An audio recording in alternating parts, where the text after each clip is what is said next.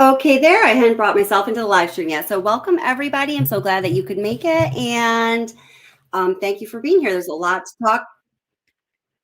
Whoa, there you go. And let's turn that off.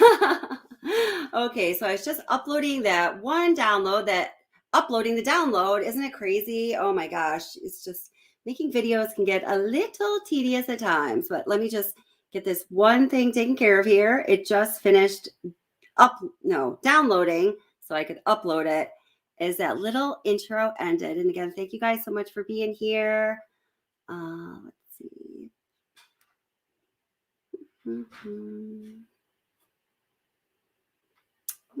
Oh my God, I can't remember what I called it. Okay. So let me bring this up while we're waiting for that, while you're waiting for me to get this uploaded here. So there has been a lot of talk about this picture from the Corner Club, and I would love to hear what everyone thinks about it. I haven't really talked to anybody about this one yet. Haven't had a chance to talk to you guys, and I would love to hear what you guys have to say about this. I watched what a couple different channels had to say, and I'm not really sure what I think about it. The questions I ask myself are, why did this video come out now? Who exactly released this video? Because of course, a lot of the times when these new pictures or videos come out, they are released from anonymous sources, which, always make me kind of question exactly what's going on, right? So I'm going to get to chat in just a second here. I want to know what you guys think about this picture. So in this picture, if you haven't seen it yet, supposedly we have Maddie, Kelly, Jack D, Jack S, and some authority figure. Is that right?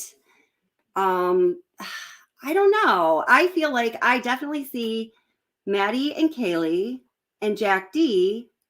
I'm sorry. Yes, no, Jack D, who is Kelly's ex-boyfriend, but I'm not sure if I feel like I see the rest of them. So why don't you go ahead in the comments and let us know what you think about this newly released picture. I guess it was released yesterday, early in the day at some point. One of my moderators sent me a text. Thank you, Pride or Honesty, letting me know that it was released because I was doing some other things yesterday and wasn't paying attention to YouTube so much. So I was very happy to know that it was out there. Let's see. Let me just get this other one uploaded here, and we're going to call it Fraternity and Dog, because that's what we're going to be looking at today. We're going to be looking at some of the theories having to do with the possibility of the perpetrator being Jack D or Jack S, mostly Jack D, I think. And also, what is so interesting about Ethan's fraternity, the Sigma Chi fraternity, and what have police found out from the Sigma Chi brothers or other people who may have been at the fraternity that night? Why did they come out at some point saying that they wanted more information about the gap in the timeline of Ethan and Xana? It's known, according to the official police timeline, that Ethan and Xana were at the Sigma Chi fraternity house, which is in like practically earshot of 1122 Kings Road. What exactly is it that they wanted to know? Of course, they would want to close the gap in the timeline, right? I mean, anybody could expect that. But why at that time did they turn their attention to where Ethan and Xana were in that gap? And, kind of you can imply from that things having to do with the Sigma Chi fraternity house. So we're going to take a look at that as well. Okay, that's been uploaded. Woohoo! Thank the Lord. Hallelujah. Okay, it's processing. Very good. All right, so let me check out the chat here and see what you guys have to say. And hi, Butterfly McCoy. Hi, Jeannie Ramsey. Hi, American Princess Bolston Man. Teresa Smith. Cecile, I'm so glad you're here. Hey, Utter Nutter. Tracy Wheeler. Hey, Chick56. Nice to see you. Esther, my girl. How are you? Hey, Tony V. How's it going? Hey, K Bray. So glad to see you back here.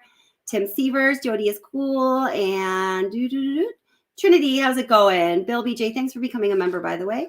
And everyone who's become a member, thank you very much. Hey, Harold Williams. Sorry about that. Let me just go up a little more. Hey, Peter. Peter Santora. How's it going? Sounds like a famous name. Are you famous? And yes, and if anyone else if I didn't get to say hi to somebody, please say hi and we'll say hi back. Glad to have you here. Hey, Mia M, how's it going? Hey, Patricia, welcome. How are you? So Patricia says, that's a Photoshop picture for your information. Oh, okay. Has it come out that that's a Photoshop picture? It may very well have, and I just don't know about it because let me tell you guys, trying to keep up with the newest information about this case is extremely difficult every day. You know, sometimes within an hour of when I wake up, I go and I check Twitter, I check YouTube, I check, Reddit, I check the Facebook group to see what has come out about this case, and keeping up with it is like, oh my God. Let's see. Hey, Marty Brown, how are you? Let's see what you have to say. Marty Brown says, a killer have seen on all cameras in places that has pool tables and darts and on cell phones of losers and winners. Killers wear hat always forward, never backwards, blue jean, any t-shirt. Okay, well, that's a little vague. Are you being facetious there? But anyway, welcome. Let's see what y'all had to say here. And yes, I hope that everybody's had a great holiday. Okay. Thank you so much, Tim Severs. Tim Severs says, if you blow it up, that's Chief Fry there with his hand in his pocket, right by the door. Let's see, I can definitely blow it up there. So let me go over and get a blown up version, hold it, and then save it, put it. All right. I think you mean with a hand, with the man by the door. Is that correct? Yeah. All right. So me blow it up. Okay, save, and then I'll show you guys the blown up version. Let's see. I want to blow it up so we can still see some details. We don't want the resolution to suffer too much here. Hold it. Oh, it's a little bit hard. Okay. See, let me just save this picture, and we'll call this one Fry.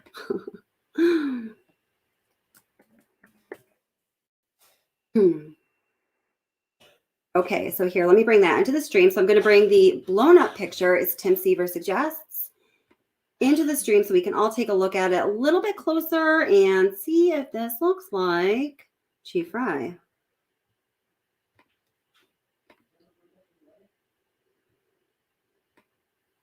Give me just 1 second here so I can get this up for you. There we go. Oh, it didn't actually blow it up. Oh, I didn't do that right. Darn it. Okay, hold it. Let me bring this back down. Here, it's just going to take me just a moment here. There we go. Okay, that'll be perfect. All right.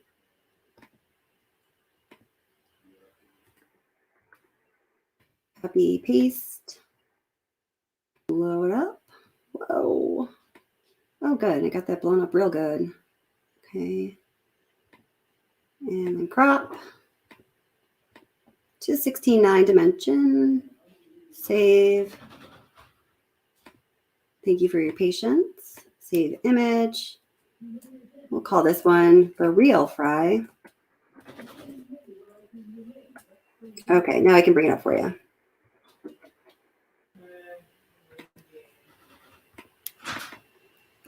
Okay, so I'm bringing up a picture that shows just that one person with his hand in his pocket by the door. Okay. Yeah, here we go. Okay, here we go. The magic of photo editors. Woo. Okay.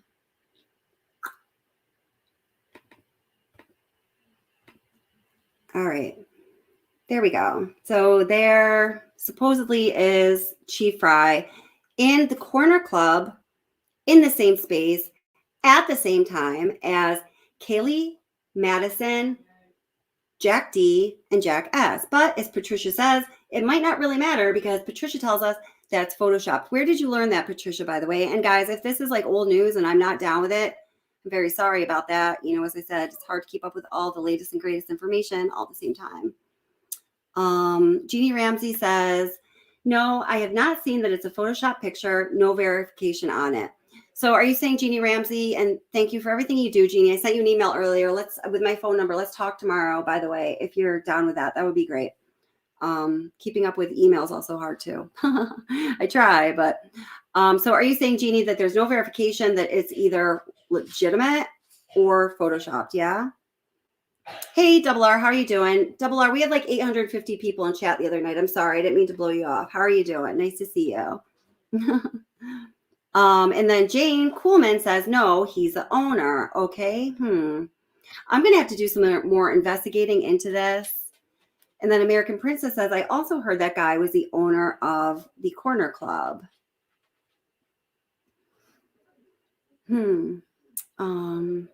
Right. Exactly. Tim Seaver says, JD can't be sitting there and be home with his parents too. He would have been arrested already if he was there. Well, yeah, definitely a fair point, as Jeannie Ramsey says. Patty Martin says, that's the owner of the bar, not the chief. Okay, gotcha. And then Lala HK says, no, Kelly, it's got to be Chief Fry. So I guess maybe we just don't exactly know. Kate Bray says, if you look at the hair under his bottom lip, Jack D has something wrong where it goes to the right side of his face. Okay, so I'm going to have to bring that other picture back up. Let's take a look at that. Let's see. All right. Yeah, or it looks like he could kind of have like a side smile sort of thing. So it's believed. I mean, guys, oh my God, it certainly looks like it. It does look like Jack D, doesn't it? So where there's the yellow circled persons up top, the two girls with their backs to us, and then the guy sitting on the bar stool, it's said that that guy sitting on the bar stool is Jack D. Now, I've just got to tell you this. So although I don't 100% believe in the authenticity of this picture, as I'm looking at this picture and I blew it up really big in my editor and, oh wait, did I bring that back into the stream yet? I don't think I did. Hold it. Sorry about that. Here, let me bring it back in. Sorry about that. Here we go. Okay, so when I put it in my photo editor and I look at it really close and keep it in as high resolution as possible, because of course, as you blow things up, you lose that clarity, you lose the resolution. It's hard to see where it would be photoshopped, as we say. Now, that's not to say it was not, because certainly people could have technologies that I am unaware of or don't know how to use, or have technological capabilities beyond what I am used to, scrutinizing or analyzing or evaluating, or whatever the case may be. But that was just my personal opinion on it. I don't know. I really don't know what I think.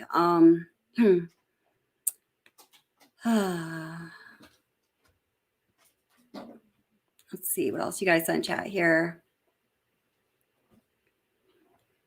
Tony B says, if it's a chief, he could just be checking it out, in my opinion.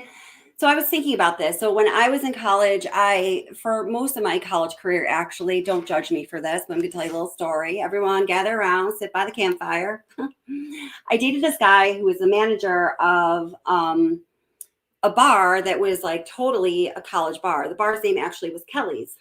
I'm Kelly. It was Kelly's. Get it? It was right down the end of the street I lived in a house that was very much like this house at 1122 Kings Road. It was not officially a sorority house. I was in a sorority. I was a tri-delt, Delta. Can I help you? But although it wasn't officially a sorority house, because my university was not allowed to have official sorority or fraternity houses, it had been passed down through the years and actually generations as being a tri-delta house. So everybody who lived in there was always tri-delta. It was a place where we'd hold a lot of our gatherings and our parties and our pre-parties. If there was like a formal or a social or something, people would come there beforehand and we would have whatever you wanted to drink. And like, that's how it would go. So anyway, this bar at the end of my street, Kelly's, I dated the guy who was the manager there for most of my college career. So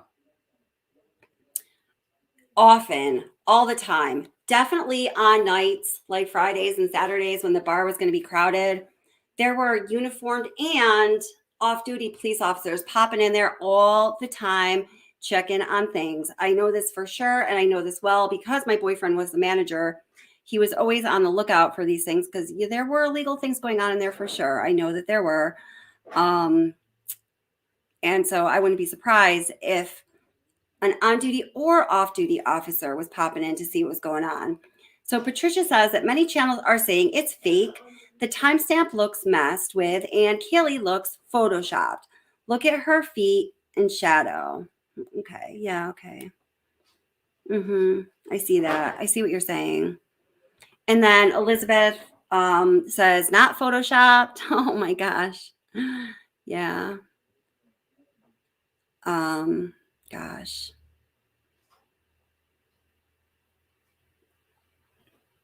Pick up pick is harder, appears real. And let's see. Hi, Redneck First. How are you doing? Says pick of pick is harder, appears real.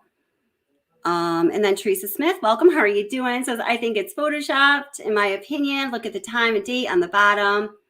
Let's see. Yeah. Yeah, I see that. Yeah. So Jeannie Ramsey, who's always super reliable, says, no verification. It is fake. But chat is saying it's not Fry, but the owner looks like him. So if the owner does look like Fry, I mean, with a picture of this, like quality and grade, I don't know if we're going to be able to tell. Yeah, thanks, Melissa, man. Yeah, please do remember to hit like if you don't mind. That's all I ask of you. I would be really appreciated. It just helps to get the video into people's feeds or to get the live stream and feeds before it's over and helps out the channel. So Street Legal, Model T, and hey, welcome back. How are you doing? Says law enforcement would have released that information that JD was at the bar, not vetted. Maybe they would, but maybe they wouldn't. Oh, gotcha. Okay, gotcha. Gotcha, Lala. Okay.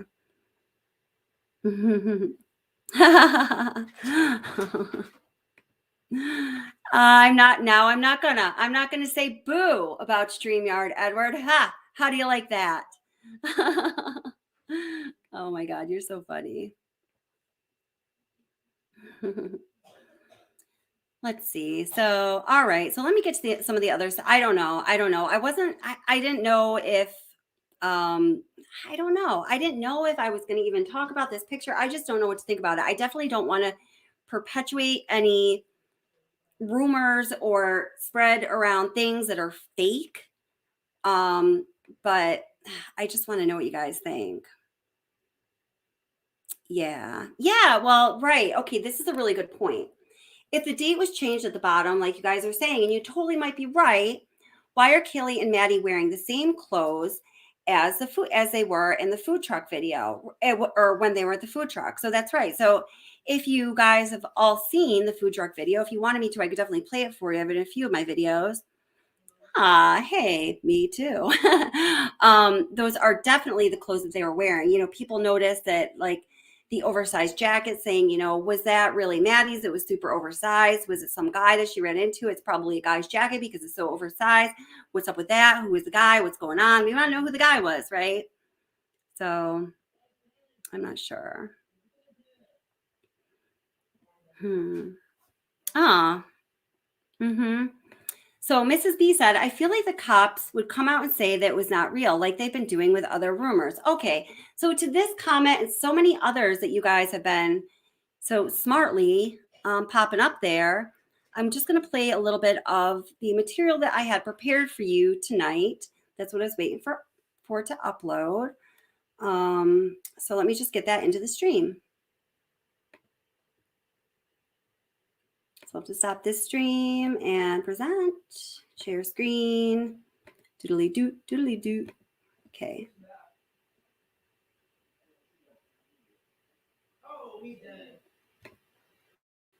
Oops. All right. So first, we're just going to take a look at the most recent video update we have received from police. Don't worry, it's super short. He doesn't say much. Spoiler alert. It's only like a minute and 20 seconds long.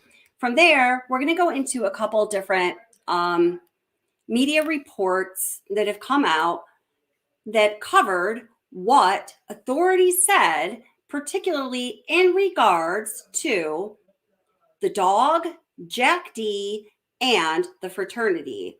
So people have asked a lot in comments on my videos, you know, is it, well, first of all, they've argued about it. And then second of all, they've asked me, is it confirmed that Murphy was found in the house or was found in a room with a door closed? do you guys want to just, you know, hey, why don't you put your bets on that? Go ahead and write in chat what you think about Murphy, the dog, being found in the house or in the house with the door closed. Hey, DC Primetime, nice to see you. Hey, Princess Megan, Elsa, great to see you as well. Let me know what you think about that, and the answer will be revealed in just a moment. I'm just curious as to what you guys think. I think we all know about that.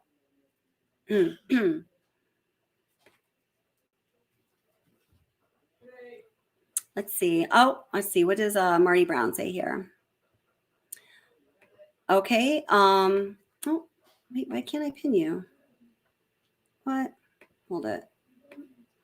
I'm not complaining about StreamYard. I'm not complaining, but it's slow. I'm not going to give you the satisfaction now, Edward. Okay. So, what's the obsession? Watch Psych Sleuth on her auto writing, and the cops need to check into it. It all makes sense to me. I will definitely watch that. Thank you so much. I'll watch it right after this. Wish I could watch it now. K-Brary's asking me what I thought about your idea earlier. Do you mean if you met earlier that you put in chat? I didn't get to read all those yet, but if you met earlier, like the last live stream, I mean, I think, like I said, I think it's totally plausible. I think like a lot of things that, a lot of the theories that people are putting together, you know, based on information that is real and accurate, and then combined with speculation about what we don't know, I think there's some really good theories. Butterfly McCoy also says, I heard on Grizzly speculation about whether the dog was actually on premises during the murders. And American Princess says Murphy was found in the house with the door closed where the murders didn't happen. Very good. Yeah. Yep. Teresa Smith says something of the same. Yeah. Okay, here. So let's listen to this. Oops. Wait a minute. Hold it. Is this? No, this is this stream. Hold it. Which one did I bring into the stream?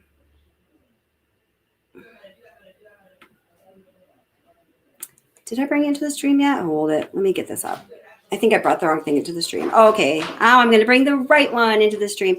I have so much material on this case now. It's starting to be like all of the What's the Obsession material that I have on my computer. It's it's completely overwhelming, but it's cool. I like having a lot of information. Okay, so let me bring the right one in. Welcome to everyone who just came into chat. Nice to have you here. Have a seat, get comfortable, and let us know what you think. I am going to put up the link for chat. I'm sorry, the link for the panel. If anyone does want to come up, we'd love to hear what you think. So again, this guy talking, he doesn't say too much. Spoiler alert. It's very short though. So just, you know, you're going to have to just kind of brace through the pain. All right.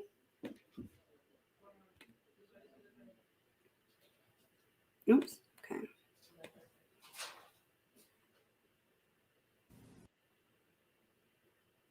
Go ahead. So I know there's been some questions about the leadership in this investigation.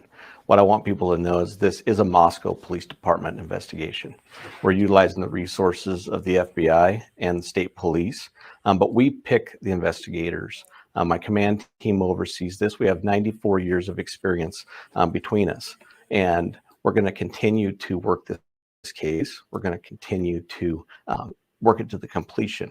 We have a lot of resources that we're utilizing, but we still ask for your help. We ask for any tips that you might have, anything that you might be able to give us. We're going to take a look at those, but be assured that this investigation is the Moscow Police Department's, and I am the chief, and we're going to follow through with this. And just know that from the very beginning of this, we've been a unified group, and we make decisions together.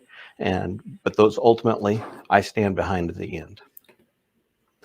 I'd like to update you on our tips so far. We've received 7,600 email tips. We've received 4,300 phone tips. We've received 4,500 digital tips. All of this helps build the picture that we're trying to put together here to solve this case. What we want you to know is we appreciate all your help. We appreciate everything that you've done, but we're asking that if you have anything additional, please just send it to us through our tip line or through our email tip line. We appreciate that. And I just want to say that Mrs. B, what you're saying right there about a frat boy being upset that Ethan said he has a small shizzle whizzle or whatever. I'm going to be getting to that in just a couple minutes. Welcome back to the Lunch Show here on Law and Crime. I'm Anjanette Levy, coming to you live from Moscow, Idaho, where the investigation into the murder of 4 University of Idaho students seems to be heating up with a little bit of information about a vehicle that police are looking for, and they want to speak to the people who were in that vehicle that was in the area of the homicides on the morning they occurred. Of course, those 4 victims, Kaylee Gonsalves, Maddie Mogan, Ethan Chapin, and Xana Kernodle, 4 young people, their lives snuffed out within minutes. And it's just a horrific, horrific crime that has rocked this small community. We are taking your questions, and we have been this whole hour. Please keep them coming on Twitter, Facebook, Twitch, and YouTube, and we will get to as many of them as possible and answer them to the best of our abilities. Jennifer Koffendorfer is a former FBI agent. She is here with us, along with Imran Ansari. He is a host here at Law and Crime and an attorney. I want to start this question with you, Jennifer, or toss this one to you. It comes from Miss Anonymous from YouTube, and she asks, have any leads investigated come from TikTok? What are your thoughts on that possibility? Oh, I think definitely so. I can tell you my DM box is overloaded with information that's been conducted by different sleuths. And listen, they do amazing work. They're doing what the analysts aren't doing quite yet, or have just started doing within law enforcement, because they're waiting on subpoena returns and court order returns. But the cyber sleuths are in looking at all of the social media, and they have found some very interesting clues, things that are being said, definite pictures of this possible Elantra that they have found in the background even of Maddie in one picture. So they're finding great information, and those are being sent in, I can assure you, to the FBI and to the tip line, so they can be further evaluated by law enforcement. And they are collecting that information. The Moscow police has put that information out, that they are asking people to upload any digital evidence to the FBI's website. So that is a place where people can submit that information. We want to take this next question, and it comes from Allison from YouTube, or it might be Alacan. I hope I'm pronouncing that properly. Did they interview peeps from the frat house? And let me tell you, I will answer that question. I'll take that one. Yes, they have. And I've spoken to people at the Sigma Chi house where Ethan was a member, and where Xana and Ethan attended the party that night at the Sigma Chi house on November 12th, just a short distance away from the house where the murders occurred. Ethan lived at the frat house, Xana at her home on King Road with Maddie and Kaylee, and those people have been interviewed, and we've been told by the president of Sigma Chi that they are cooperating with law enforcement and have told them everything they know. So that's what we've been told. Imran, this next question will go to you. Fernanda Volcanis from YouTube asks, with no break-in, dog trapped in one of the rooms, no footprints with blood outside the house, couldn't the killer be a friend who went to sleep together and did it without haste and fear? So that's a hypothetical here. Yeah, Anjanette, no, listen, I think the fact that there was no forced entry and there's no sort of evidence, residual evidence of showing an entrance or exit that may be linked to the killings raises some questions. I think law enforcement most likely started with their investigations, let's say in the 4 corners of that house, and who was in that house at the time, and when they responded to the scene, the roommates, etc. There is that aspect of the house being a gathering point for college students and friends and whatnot that may complicate things, because the fact that there's no forced entry lends itself to an idea or a theory that this is someone who is familiar with one or all of the victims here. But, you know, I think law enforcement started in the closest proximity of whose bodies were found, and they've sort of expanded from that search. But it is very interesting that there's no forced entry, and there's no evidence of entering or exit regarding, say the bloody footprints or things like that. And I think law enforcement have looked at that, and they continue to look at what was in the four corners, if you will, of the house and now beyond. Interesting you bring that up about the entry point, because they're not commenting. I asked specifically Imran and Jennifer, how do you think this person got in the home? And they won't say. Everybody's been speculating about that sliding glass door at the back of the home that leads to the second floor. That seems likely, but we just don't know. It's one of those questions we'd all love to have answered. Jennifer, this next question is for you. It comes from Handsome Hensley on YouTube. Is it possible there may have been some type of altercation at the frat house, or maybe one of the frat members had an issue with them and followed them home? It seems that they must have had knowledge of the layout of the home. Anybody at the frat interviewed? Well, we know they were, but your thoughts on this possibly being an altercation at the fraternity house and the party? Obviously, these are all just people, asking questions about things they're wondering. Your thoughts on that possibility? Well, there's a huge hiatus of time between the time they were at the party and the time they returned home, seemingly, at least from the timeline that we have made available to us through law enforcement. So as far as we know, those gaps have not been filled yet. Was there an altercation? We don't know, because we're not privy to those interviews. I can tell you I've personally seen, though, different videos that have been sent to me at various times, certainly interesting verbiage between people at the Sigma Chi house and Maddie and others. So, they're going to be looking at all of this. Did anybody have an issue? But I think because here we are weeks out and we still don't have a prime suspect, we are at the furthest reaches of the web that are on the peripheral of these individuals, meaning they are not the most obvious suspects, seemingly, or else we would probably have that suspect named by now. Yeah, definitely. Good point. Just briefly, Imran, we don't have a lot of time left, but as a former prosecutor, how involved would the actual prosecutors be in this case? Because obviously the law enforcement does the investigation, but the prosecutor has to win the case should it ever go to trial or be prosecuted. So we know that the prosecutor hasn't really said much since an interview about a week ago, but briefly, how involved do you think he is in the inner workings of this investigation? Sure. So, Anjanette, that's a great question, because, ultimately the ammo that the district attorney's office or the prosecutor's office there will have to use against the individual, if they are ever found, is what is gleaned from the investigation by law enforcement. It's very important. And I think that in the background, they are riding along, if you will, with this case and making sure that any evidence is preserved correctly for the use at trial, if that day ever comes. Yeah, definitely. And that is what they're working toward here. The police say that they're keeping things close to the vest because they don't want to compromise the investigation or a future prosecution. And they've said that very plainly, even though it's frustrating not only the families and members of the public. Imran, thanks so much for letting me hop on here. I'm going to turn it back over to you. Jennifer Coffendoffer, thank you as well for joining us for this hour. And thank you as well. We'll have much more for you later. Until then, have a good afternoon. Imran.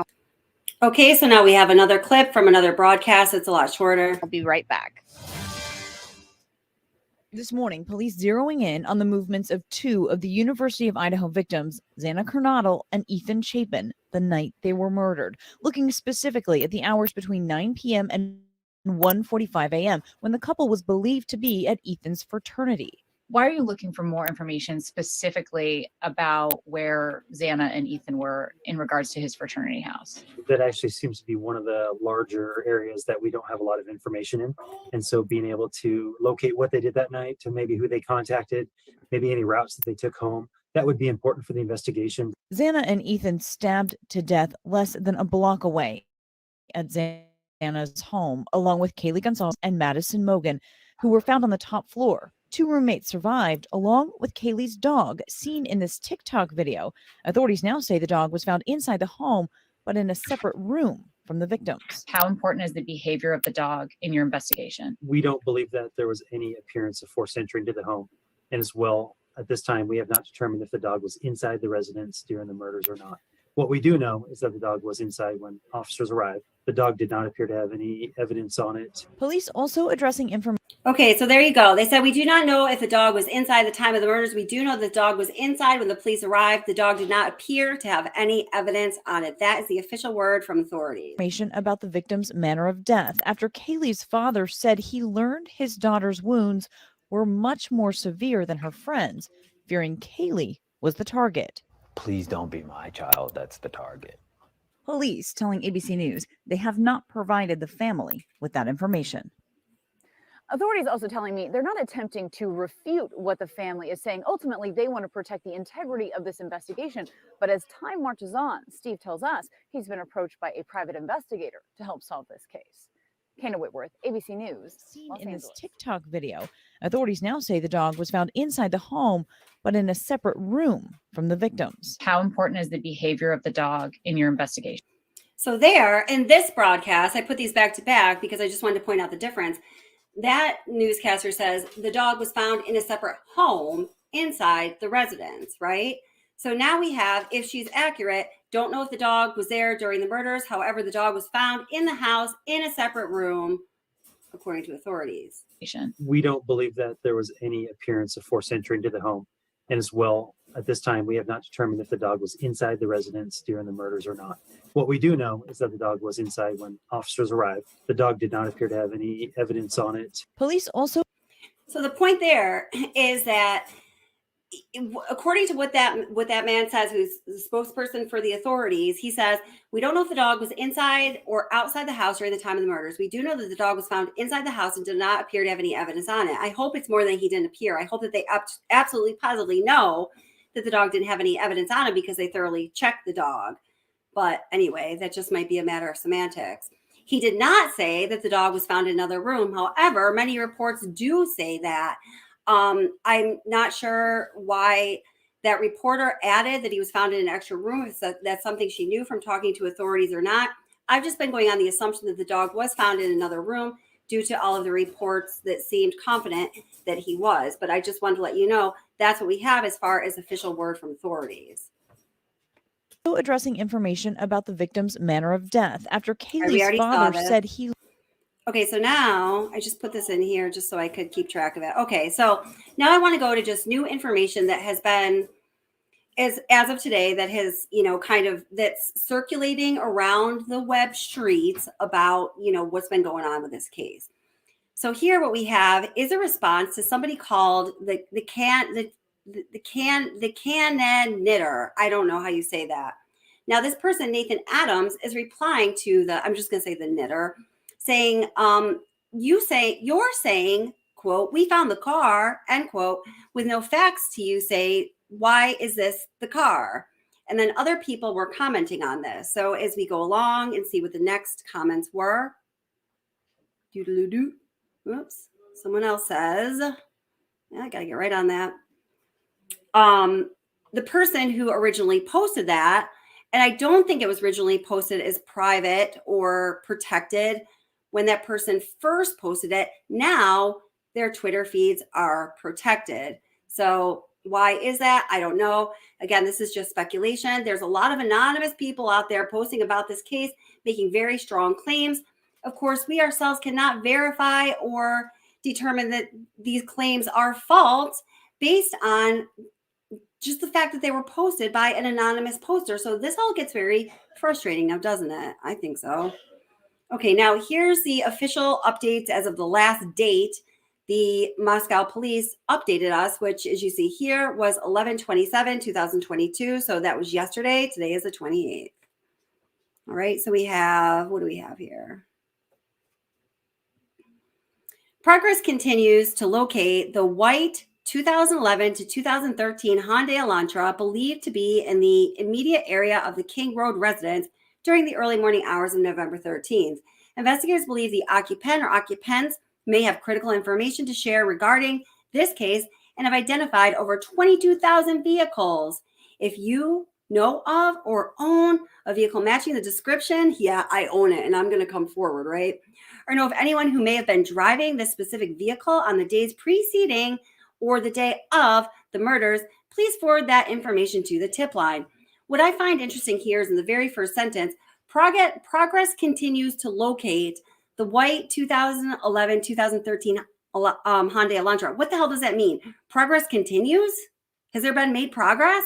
Then why are you still looking for it? That makes no sense to me.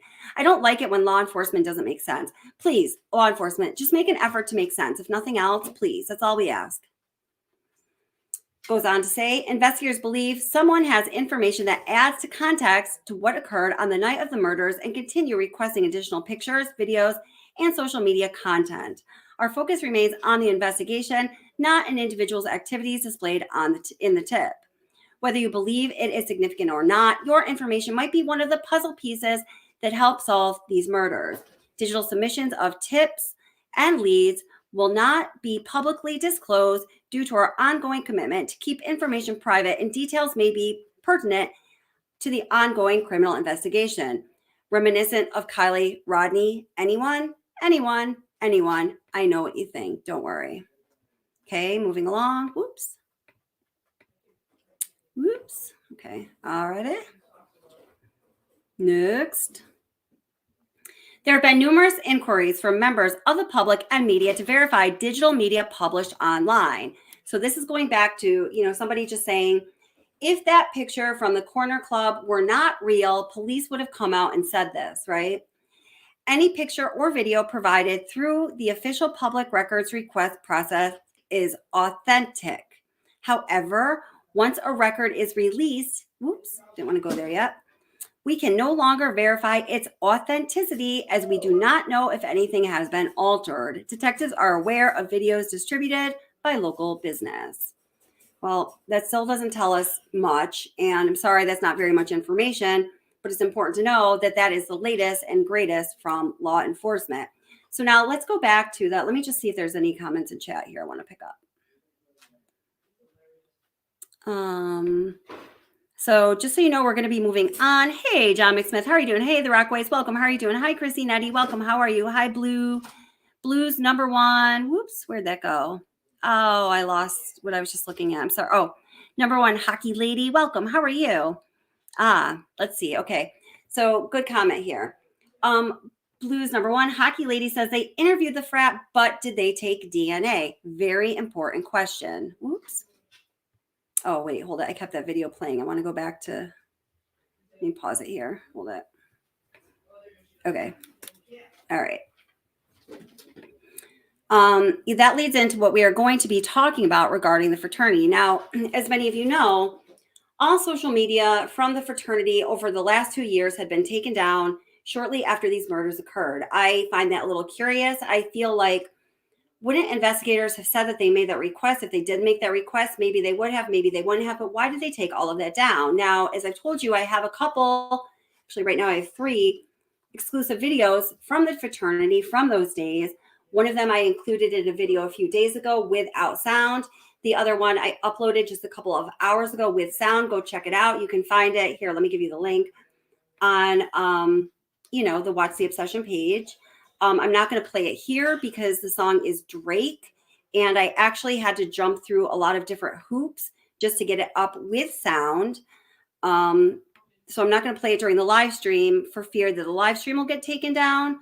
But if you did want to go see it with audio, let me pop the link in chat for you right here. You can check it out anytime you'd like. Hopefully it'll remain up on my channel. If not, I'm sorry. It's not because I took it down. It's because somebody else took it down. Thank you, YouTube. Let's see. Christine Eddy says, in regards to motive, all true crime I have watched, first motive is money. Second nearly is always crimes of passion, humiliation, rejection, then revenge. So, okay, let's go along with that. I don't know of any motive for money here. Some people have hypothesized that it had something to do with drugs and family members of one of the victims. I personally don't see a lot of legitimacy in that theory. If that's your theory, please don't take any offense. It's just as I've been researching this, I haven't been able to find anything that would substantiate that. Maybe there is something out there. I don't know. I just haven't come across it. So let's go to crimes of passion, humiliation, rejection, then revenge. So that would put Jack D, of course, square in the spotlight, which is why I think that he is receiving so much scrutination. That would certainly be a crime of passion. being the ex-boyfriend, knowing that Kaylee was going to be taking off to Texas, was planning to take the dog, and, had just recently broken up with him. Maybe this time it felt like for real, he couldn't take it. Who knows? I don't know the details. You don't know the details. We can only speculate. Humiliation, rejection, then revenge. So I'm going to kind of put that into one category. Something that's been highly hypothesized by experts is that one possibility is an incel. So incel stands for involuntarily celibate. So go ahead and read between those lines, or just put the definition together on your own if you aren't familiar with the term incel. So is it perhaps a man who is not getting any loving and is attacking the idea of these, gorgeous women, and somehow some people or a group of people in this house became targets? We don't know. That's something that a lot of profilers have been bringing to light.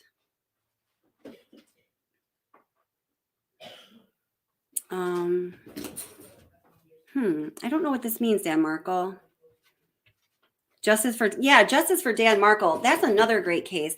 Actually, talking about Dan Markle, just before the Kylie Rodney tragedy happened, and I started doing, covering that case, or, making videos on that case, I was trying to do some other things that weren't Chris Watts. And I started putting together information about the Dan Markle case because, I think that is really important that we do find justice for Dan Markle. If any of you don't know about it, well, eventually there'll be some content on this channel about it, but it's a really interesting case. I like seeing that name. Cool. I'm glad you're on that boat. Hi, Sherry Claiborne. How are you doing from Myrtle Beach? Hey, GOC. GOC says, one of the four or all four had dirt on someone that someone was very afraid of, or very afraid they would tell what they know. Telling Adam something had to be ultra important for Kaylee to get ultra upset about it. I mean, maybe that's very possible. I've listened to her ask, so Maddie, what did you tell Adam? Like a bazillion times. And I just feel like she's being a little, tipsy, a little emphatic about it, maybe a little loud. But really, what can we tell from that? Oh, what? Tim Seaver says JD is under government watch according to Truthfinder. What? I'm going to look that up myself. If I get a moment during this case, I'm going to look that up myself. I think I have a Truthfinder account. I think I actually paid for that crap. But, it actually does have good information. I shouldn't say crap. It does have good information. All right. Gosh. There's such good stuff going on. Okay. Yes, I will do that. Let me go over this information, Street. Where'd you go, Street? Yeah. Is chat moving too fast? Or are you guys okay? It's moving too fast for me. Wait, where'd that go? What is it? Street Mobile T. I'm sorry if I'm saying your name wrong. Asked if I would share. There we go. Says, Kelly, would you share your best theory on the case and your number one suspect today? Yes, after I go over this information, I will do that. I'm going to be honest, I have a little bit of a hard time. I guess I'll share my two. I keep going back and forth between two theories. So the Rockway says, so Kelly brought Murphy with her for the weekend.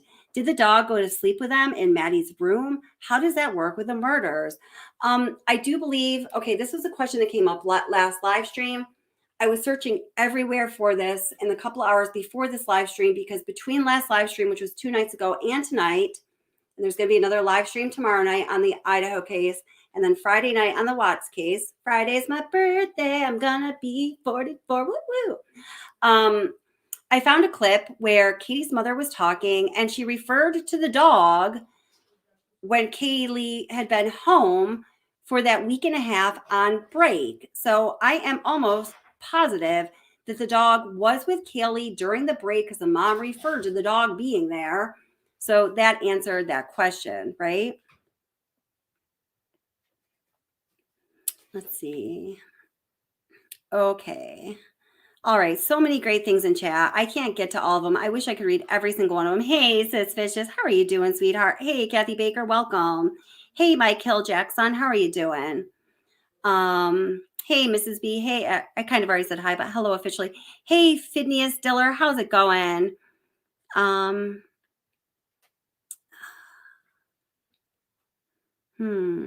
That's interesting.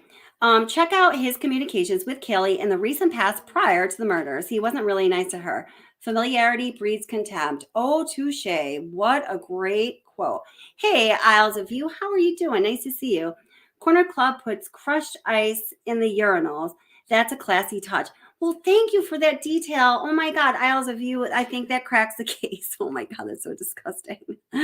All right, yeah, I can't even sort of keep up with this. So I'm going to go along with the content I have prepared for you. Hi, Kelly Welsh. How are you doing? Hi, Nobleman. Welcome. How's it going? Okay, so back to this. So, and again, here we're just going back to December 12th, 2022. Now, this was around the time that law enforcement put it out there that they were turning their attention to the timeline of Ethan and Xana. They wanted more information about where Ethan and Xana were in that ginormous gap in the timeline. So there's this, you can call it, the fraternity theory, which basically says that something happened at Ethan's fraternity house that night. Now, remember, we know that they were there from around 8 to 9, according to reports from other people. We don't know where Ethan and Xana were still to this day, December 28th, 2022, between the hours of 9 p.m. and 1:45 a.m. So that leads us to a question. If we don't know where they were during that time, how do we know that they arrived home at 1:45 a.m.? So what that would tell me is that one or both of their phones connected to their home routers at 1:45, allowing authorities to know that's when they arrived home. Or alternatively, if they left their phones at home, and I want to know why the heck they would do that. College kids, nobody leaves their phone home, especially college kids. That's just something we know. 'Tis human nature in 2022. So, and if they did leave their phones at home, maybe that would indicate that they connected maybe around the same time to their phones. Their phones became active at the same time, right around 1:45. So I think that we can go with one or two of those theories that tells us why authorities knew they came home at 1:45 a.m. Now, is that really important? It might be, as we start to find out more information that puts together more pieces to this puzzle to create a complete picture. We'll just have to wait to find out. So the fraternity theory, going back to that, goes like this. There was some conflict. This is reports, I think, from anonymous people claiming to be in the fraternity house during the time Ethan and Xana were. There was a fight that ensued between Ethan and at least one other person in the fraternity. Things got pretty hot and heavy. Xana, who was drunk, encouraged Ethan to step away from the conflict. Ultimately, obviously, she did get him to leave and they went home. But there was some really bad blood that came about from that interaction, or that had been existing before that interaction. And that interaction was just a manifestation of that bad blood. And therefore, it was somebody from the fraternity house that was a perpetrator in these horrific crimes. So check this out. So this says, okay, had to take a bleep. SX22, Sigma Phi 2022. Saw Ethan, Xana, and Lala, HK also pointed out to me, isn't it interesting that Sigma Phi is represented by the Greek numbers that look like an E and an X. It's actually Sigma and Phi. And E and X are the initials of Ethan and Xana. Does that mean anything towards the crime? Probably not, but it's just kind of interesting. So thank you, Lala HK. Says, saw Ethan, Xana, and then redacted and redacted people at the party. Redacted and E have issues back to Ethan rushing. Ethan talked shit about redacted, looks like it starts with an L, taking roids, like anabolic steroids that make a person very agitated and aggressive, by the way, and having his balls shrivel. My freaking live stream is going to get nixed now. Oh, well, L was pissed as he wanted Xana. For dumb bleep youngins like Ethan, tutors are assigned.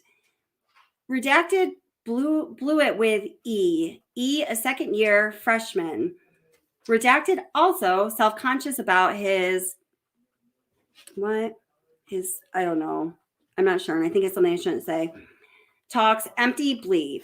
Redacted and redacted talked about his stuff in general for a while. talked about leaving their cell phones behind on YouTube, autoplay, no pings, no guns, too loud, area dead early Sunday mornings.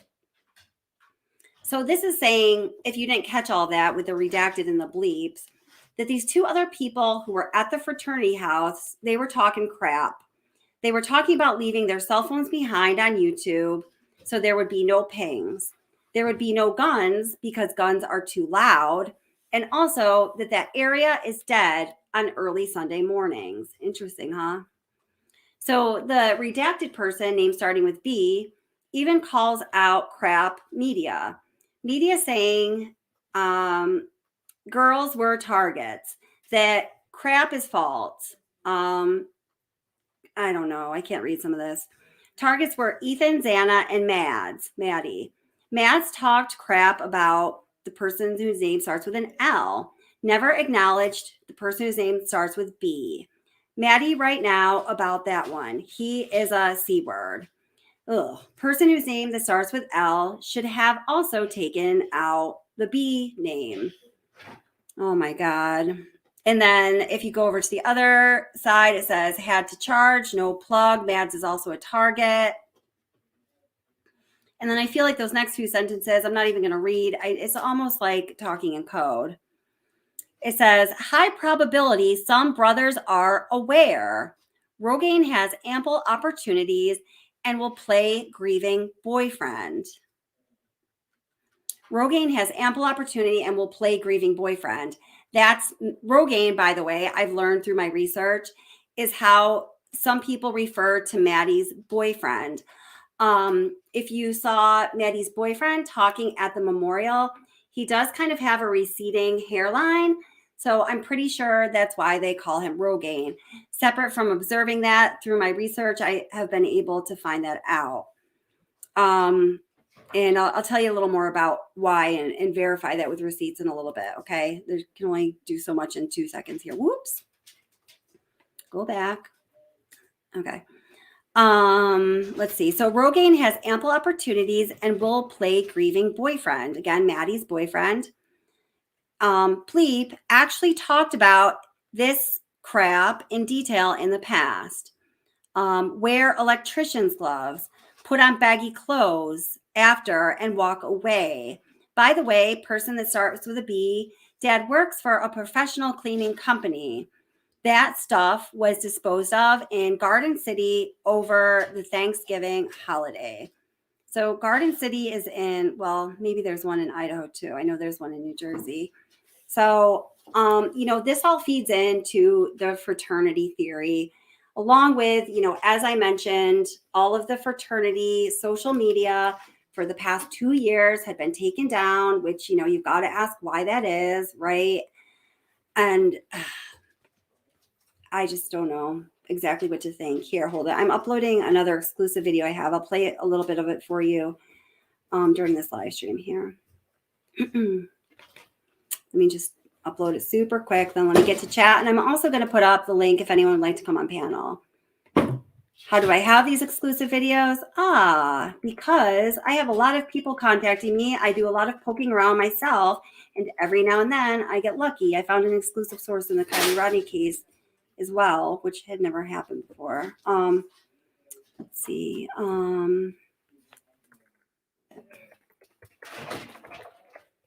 Sorry, I just gotta get this uploaded so I can share it with you.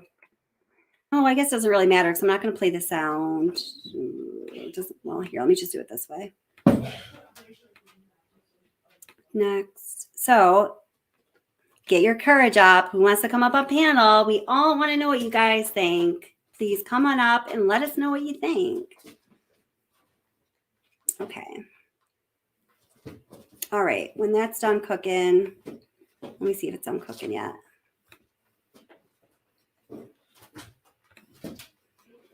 Okay.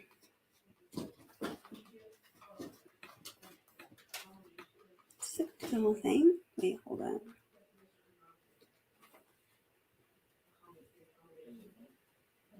I think it does. Let's see here.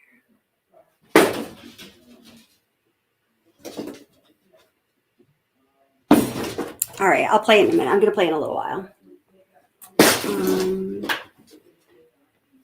Okay. Let me get back to the stream. All right, I'm going to put the link to panel in chat if anyone would like to come up. Hey, Kevin, Merry Christmas, everyone. Bashnik, how are you doing? Nice to see you.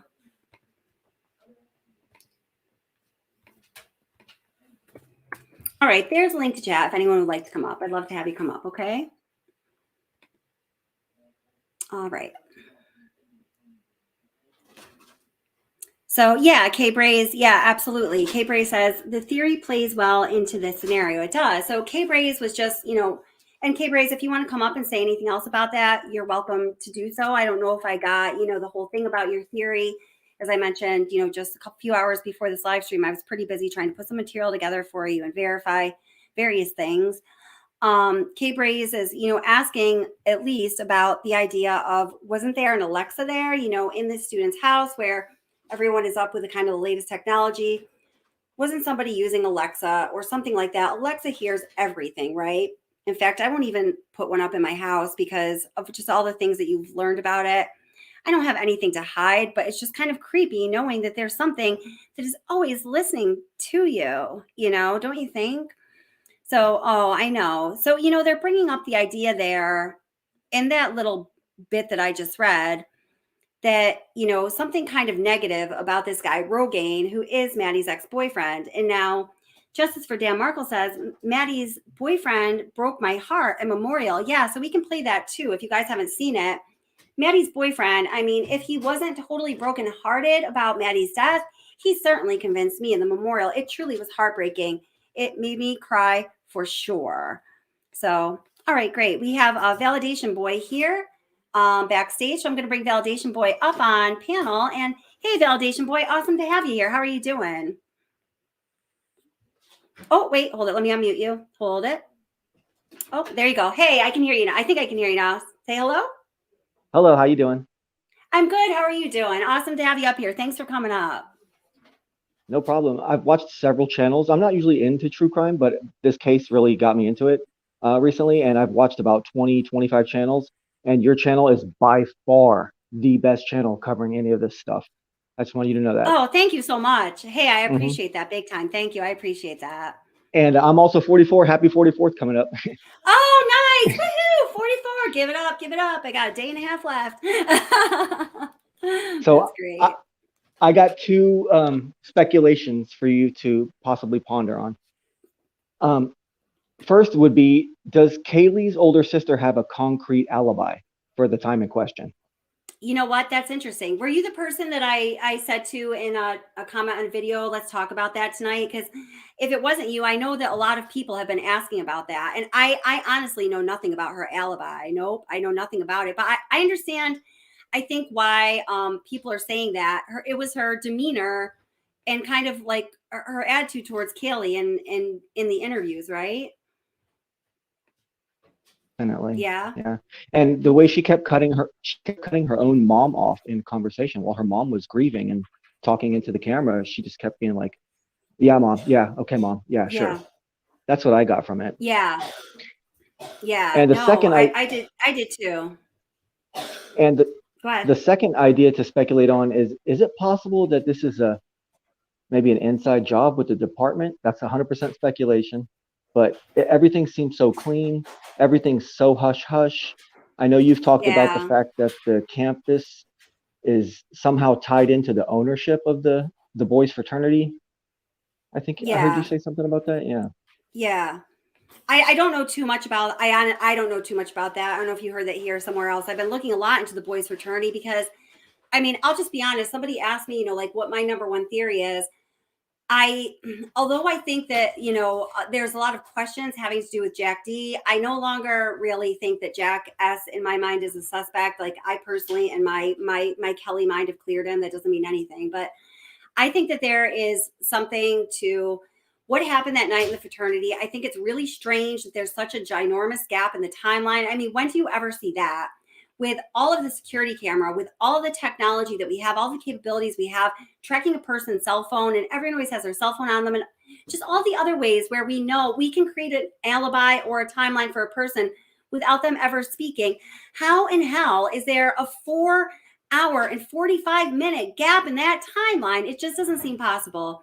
So to me, and just all of the things, I've gotten little pieces of information from the source that I have that has given me the fraternity videos that I can't say too much else about that, but I've just gotten little tidbits here and there.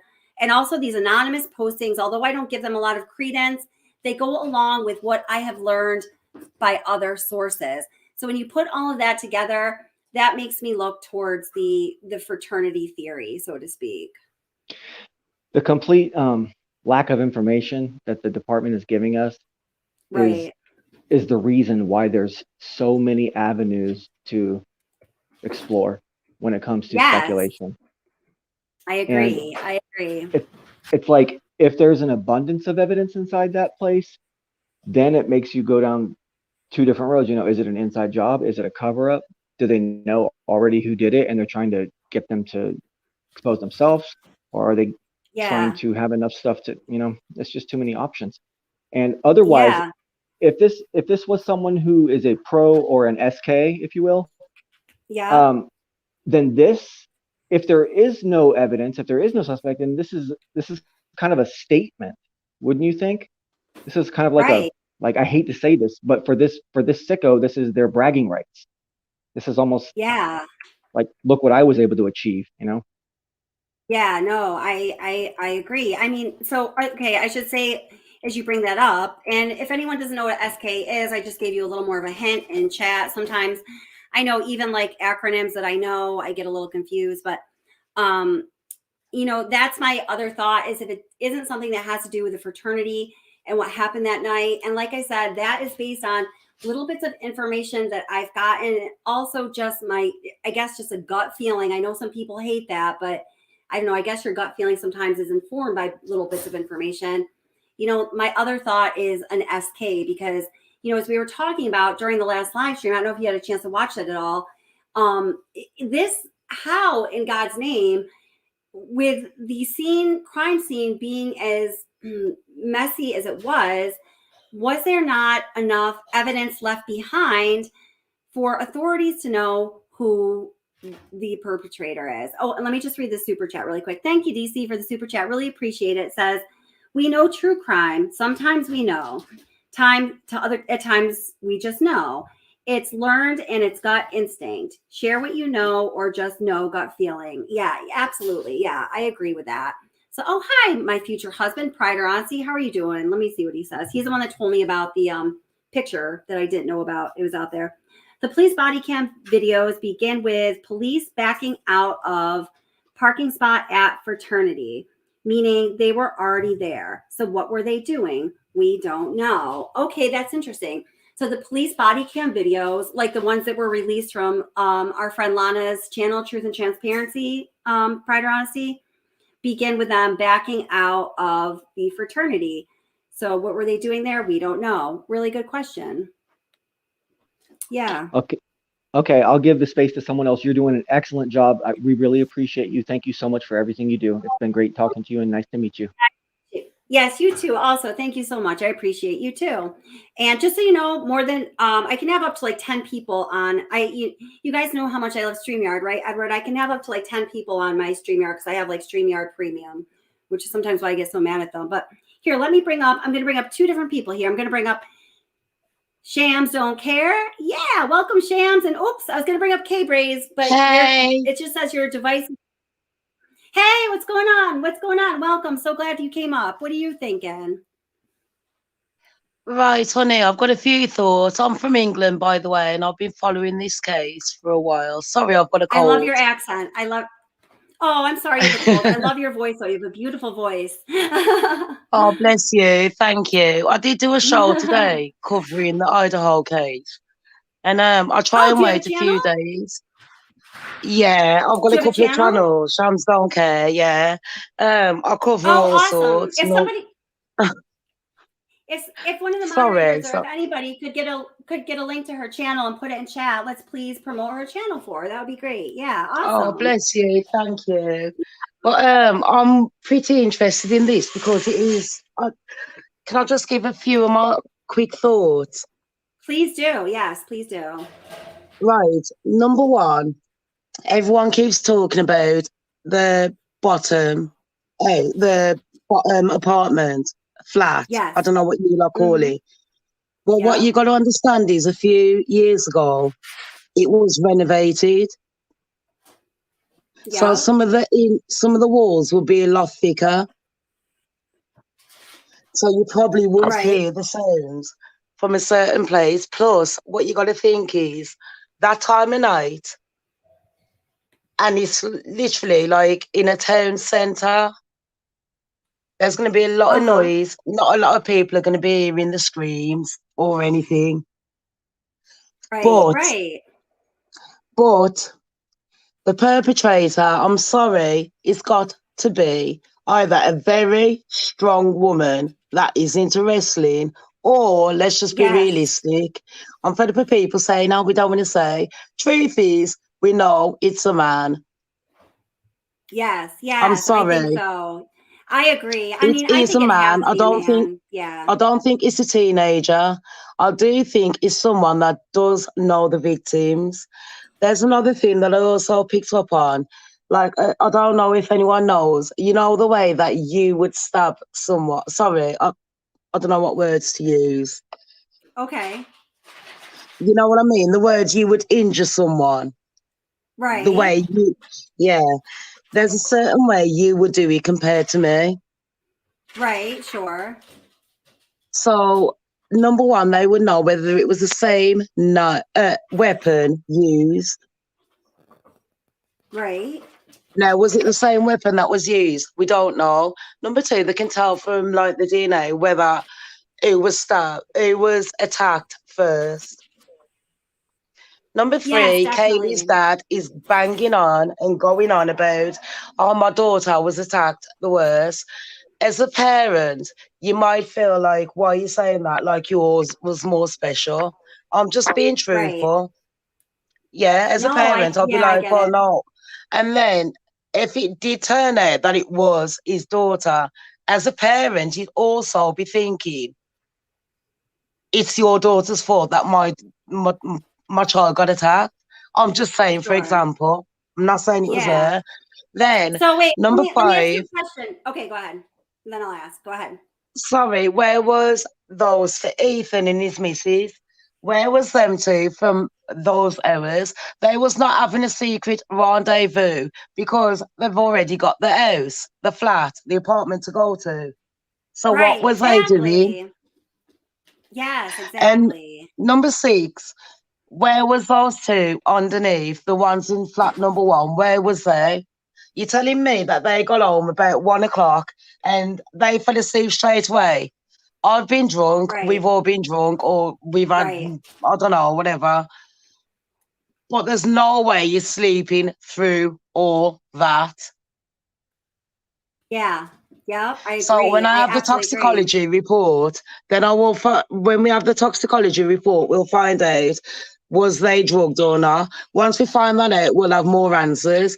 But the person that did do the killing, it's not saying that they didn't have a they didn't have someone with them. That getaway driver or that car could have been a getaway driver because you could have had Right. someone standing there doing it. And then, Yep. I'm sorry, but I don't think it's a teenager. I think it's someone that knows them. I think it's someone that has done law. Someone that has either worked in law or done law, or someone that has worked in butchering. Have you ever tried cutting through a chicken? Now try cutting through a beef bone. That's not cutting Right. through a Yes. human bone. Now Yes. the way that they attacked, I don't know how your audience knows it, but the way that they was attacked, that was not no little stabbing like people think. It was a vicious attack. Now Right. don't forget the lady who was with Ethan. When she got attacked, look at all she done scratch marks on that person. So the next day, someone must have seen someone with scratch marks all over them. And this person Absolutely. is It's going to be almost cocky. impossible. Sorry. No, I I'm agree. sorry. I agree. I totally agree. I'm just saying it because everyone's trying to be too nice on the internet, and we all know what the perpetrator is. This perpetrator, might or might not Yes. know them. Chances are they know them. Probably not as well as we think. But one of those people have done something to annoy them. And they Yeah. thought, you know what, forget it. I don't think they attacked all of them because all of them Yeah. annoyed them, but one of them definitely. Everyone is concentrating on Kaylee because of her big mouth dad. But nobody is concentrating on Yeah. Ethan and his missus, where they was in that time frame. Right. And everyone's Yeah. concentrating on Absolutely. Jack and the other Jack, and you know what I mean? It's Yeah. too Yeah. obvious. Totally. Plus, on top of that, I don't want to disrespect the Moscow police, but that was a bit stupid eliminating people. You can never eliminate someone until you 100% know that they was not definitely there. They was on Mars. Yeah, because they eliminated some people within just a couple of hours of the crimes happening. That is a little bit crazy Exactly. now, isn't it? And then, Yeah. I mean, how? Go ahead. you know, those two as well. I'm finding them too suspect. Those two that didn't get injured. I'm Mm-hmm. finding them very suspicious. Not because I think Mm-hmm. they've got anything to do with it, but the reason why they didn't phone the police and, you know, they found someone unconscious. How did you find them unconscious? Was you able to go into that room? Right. Right. How Yeah. did you find them? I Who know. did you find unconscious? Because from the report, these people wasn't just stabbed a couple of times; they was ripped apart.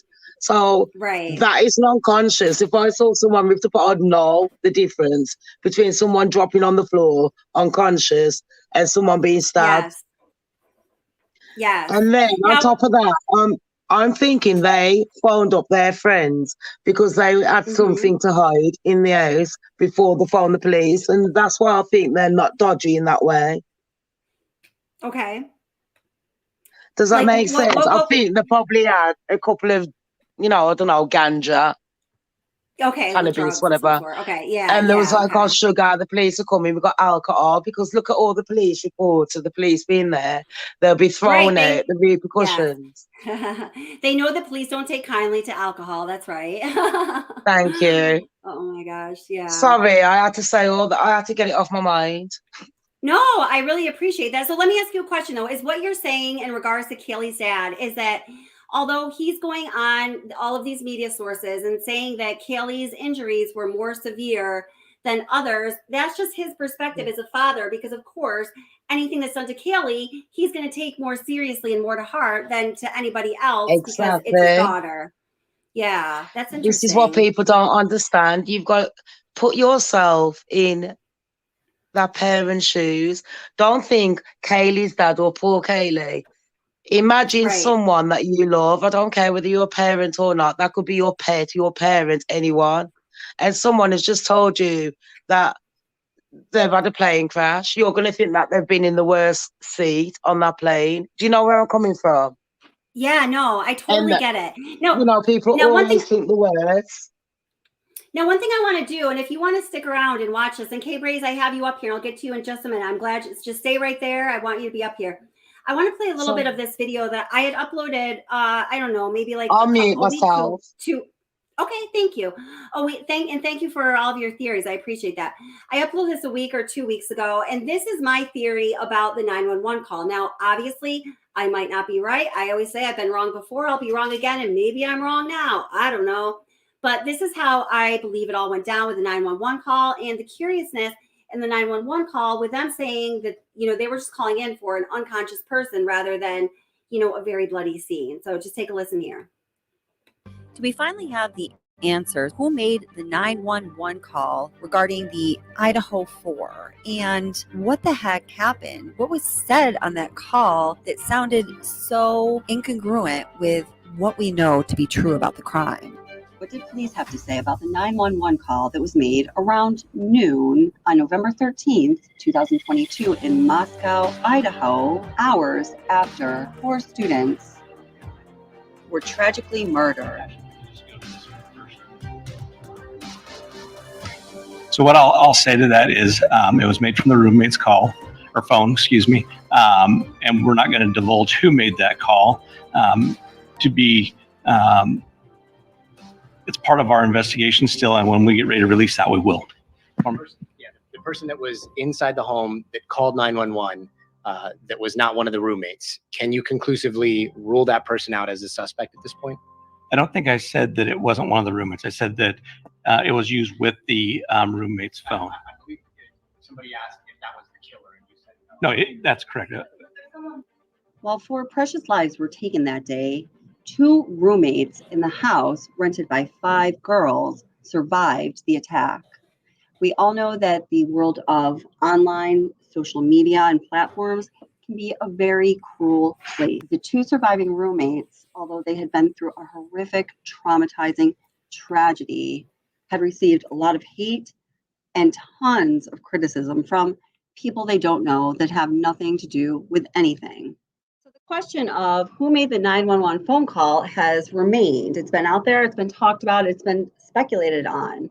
There were, of course, the 2 surviving roommates who were in the house, and then it was said that they summoned for some additional people, some friends. And then once the friends got there, a 911 call was made from one of the roommates' phones, as you heard law enforcement concede in this press conference. But again, it was never released as to who that was. Reportedly, when the 911 call was made by someone in the house or around the house, the caller said that somebody was unconscious and needed help, which makes no sense when you consider what happened. That doesn't seem like the thing the caller would say. We also asked the question, well, why would they have waited until the friends that they summoned to the house arrived to make that phone call when you see what's going on and the situation's obviously out of your control, needs emergency help? That made absolutely no sense, right? So what really happened? They indicated that the roommate who fainted had already dialed 911, but was so upset and absolutely distraught that she passed out before she could give any information to the 911 dispatcher that made any kind of sense. The only information that the bystander was able to give the 911 dispatcher was when she saw the roommate running out of the house and passing out. So that's how the 911 call was made on the roommate's phone, but by someone else. And it's also why the call to 911 was about an unconscious person and not more of, what we'd expect. While the bystander was on the phone with 911, the other roommate was trying to explain that something wrong with Ethan, but she wasn't making much sense either, according to the people who observed this. So here's how the story goes. The roommates woke up, went upstairs to the kitchen, and noticed that the sliding glass door that's on the second floor was open. And it was during that time that they discovered Ethan. They didn't say where he was found on that floor, but that it was so horrific that both girls went into shock and ran out of the house.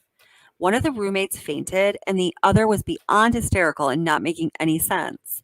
Their frantic actions while coming out of the house caught the attention of people walking past. The people responding on the victim's IG claimed to be 2 of the people in the house. They didn't go into detail about the kind of injuries that Ethan suffered, and they also didn't say if anyone went to check on the other roommates before the paramedics arrived, but it was implied that somebody had. The only details they gave about the scene itself was that it was incomprehensibly bloody. While those people were in the house checking on Ethan and possibly the other roommates, the paramedics arrived to an extremely chaotic scene. They were thinking that they were there to assess an unconscious person outside, but when they arrived, they were redirected to go inside to help someone who was very badly, possibly gravely injured. So they walked into the house just not knowing that it was a crime scene. And as a result, they're just being in the house and the way they behaved when they were in there contaminated nearly everything on the second floor. The person who made this report about the 911 call said it didn't seem to them at all like the roommates were the ones roaming throughout the house and carelessly contaminating everything on the second floor and beyond. They said the crime scene was contaminated by numerous people. All of them were trying to help, and that's all that those people were doing. But they were just simply unaware and or unable to understand what they were looking at, and that it was a crime scene and how freaking god-awful horrific it was, and that the rest of their lives would be changed forever. So that's the story, guys. I mean, it explains all the questions that people have been asking about this 911 call, who made it, why it seems like the investigators were saying someone else made the call, but on the roommate's phone, that in itself just doesn't make sense. Why the call went to 911 dispatch as being for an unconscious person rather than, something that was more fitting for the actual scene.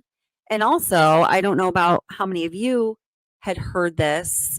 I guess, I don't know if to call it a rumor or a piece of leaked information. I'm not sure what it was, but from very early on, I had heard from several sources, certainly none of them that I could independently verify by any means. I just heard this several times, that the sliding glass door on the second floor was open and that one of the victims was found near the sliding glass door.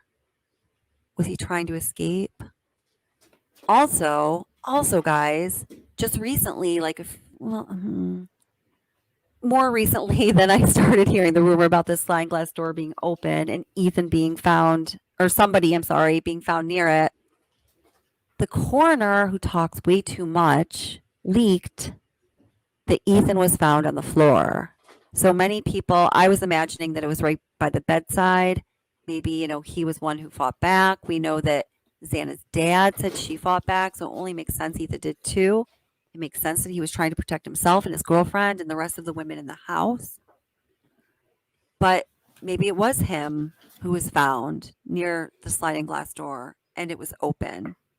If this rendition of the story about the 911 call is true, or if even most of it is true, it makes perfect sense and it fits very well with other pieces of information that have been told or leaked.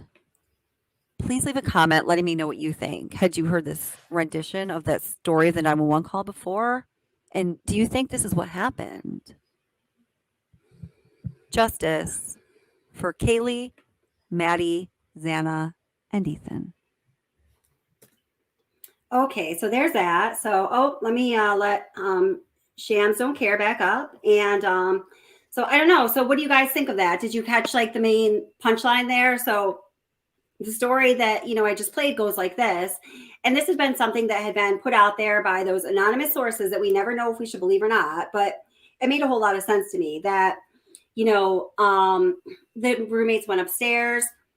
They one of them saw Ethan was in a complete state of shock. Both of them ran outside. You've just clarified everything for me. Oh, really? Okay.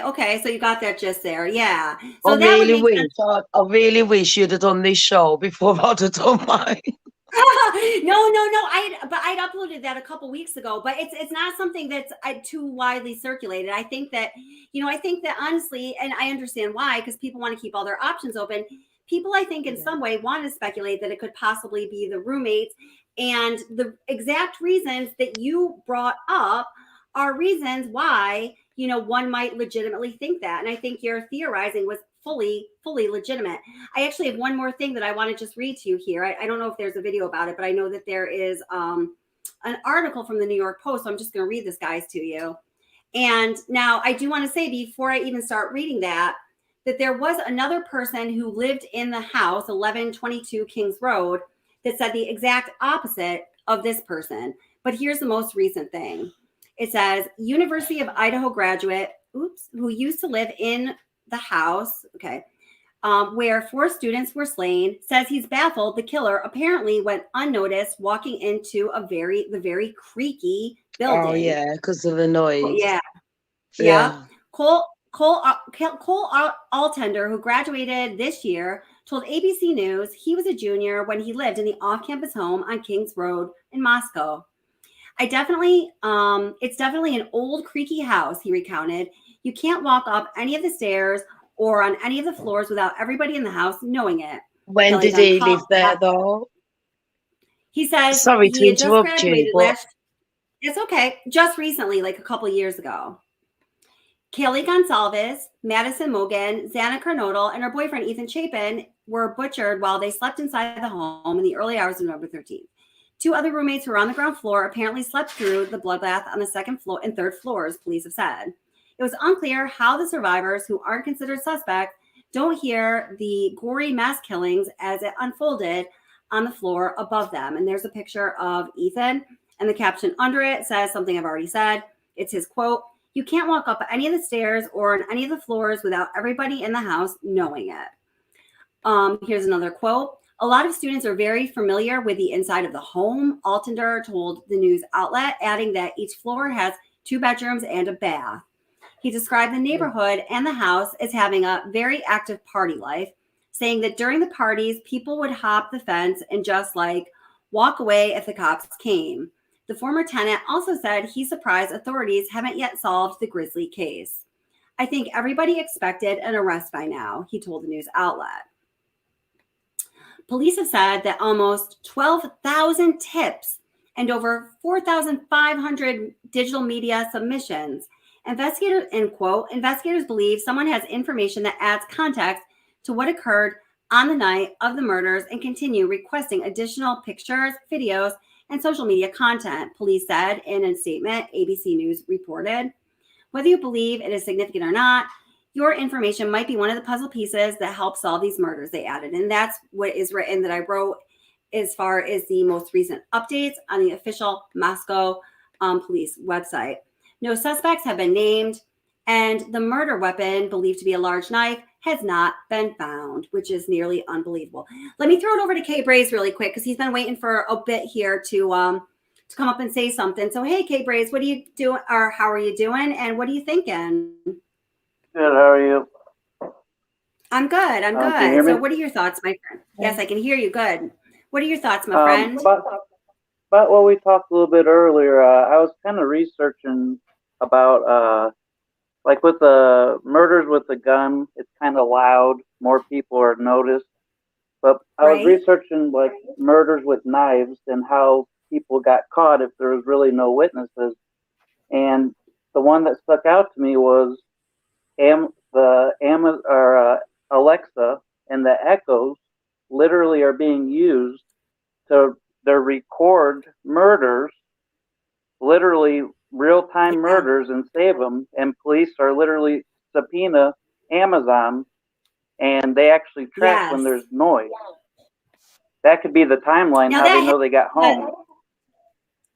Yes, it very well could be. And that definitely, I know, happened in the Watts family murder case, which, you know, is how I started this channel. It's what the channel is like named after, obviously.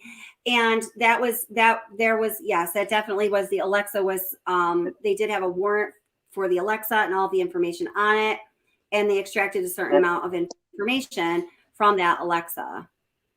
And I'm thinking, for college kids, you almost think there has to be one in the house. I don't know, but to me, it's just like, hey, Google, you know, on your phone, same deal. Right. It's always listening. Right. That's why when you go on your Facebook, your Twitter, you say something during the day, and then what you know, there's ads. Right. Yeah. No, I think that's really great thinking. Yeah. It does. I do listen. agree. It definitely does listen. Yeah. I agree That's with really Kay good thinking. Braze, yeah. I wish we knew if they had one in the house, because I swore I seen a TikTok where one of the girls said, "Hey, Alexa," or something, but I don't have TikTok to actually confirm it or pictures or anything. But that, to me, I call it the silent listener, like the silent witness. Yeah. No. Oh, yeah. That's right. That's totally right. Yeah, it for sure is. Yeah. And it would hear So- everything if it really. It would hear everything. Everything. Yeah, it would hear everything. Sure Thing would. is, we've got to think they're not. What do you both think that they actually know or have a clue who it is, or who it might possibly be? I don't know. I mean, I hope that they know who it is or who it might be, and they're just waiting to solidify that evidence so they can have. I'm not solid sticking up for information. the. I'm not sticking up for the police, but people have got to understand. It's Oh, not other one. Something catches my eye about it though, because if I've been researching different murders and different circumstances, and some people will just literally kill people in the middle of the daylight randomly. But did this person wait for everybody to go to sleep, or did this person Yeah. literally was so, you know what I mean? It's like someone was waiting for everybody to be vulnerable. Yeah. You know what I mean? There's two different It psyches doesn't there. There's seem the people that random. don't. No, people that go Yeah. random, they go 12 middle of the day. They'll just start stabbing people, shooting people. But this was like So what you literally mean is someone if you watching. just lost your mind and, someone made you angry, You wouldn't you wait. could just, attack them. Yeah, And you wouldn't wait I for can everybody to go understand to you can bed. attack more than one person, but this was a meticulous plan. Someone knew how to get into that place. And I They knew they I fell don't know asleep. about you two, but I think they didn't expect Ethan to be there. Yeah. He wasn't Oh wait, supposed that's to a be there, really was he? that's no. Well, I mean, they didn't know if he would be there, but here I want to just play a little bit. Let me make sure the Yeah. volume's off here. So this is a little bit of one of the exclusive videos that I have, and this is actually just going to show. Now, I understand that golf is not a very necessarily athletic sport, although golfers of the world out there, please don't be upset by my statement. I mean, what I mean is it's not like football or basketball or something where it takes an incredible amount of endurance and strength. But this whole video here, and I'm only going to play a little bit of it, is of Ethan golfing. And if you were to watch the whole video, he like smashes every hole. Like he's a very good golfer. Like we know that he was big. He was 6'2". His mother said that he was very athletic, that he was very good at just about every sport that he played. And this video here, this is actually the end of it, I think, really features his golfing skills. This is one of the videos that was passed along to me from somebody that passed along some videos.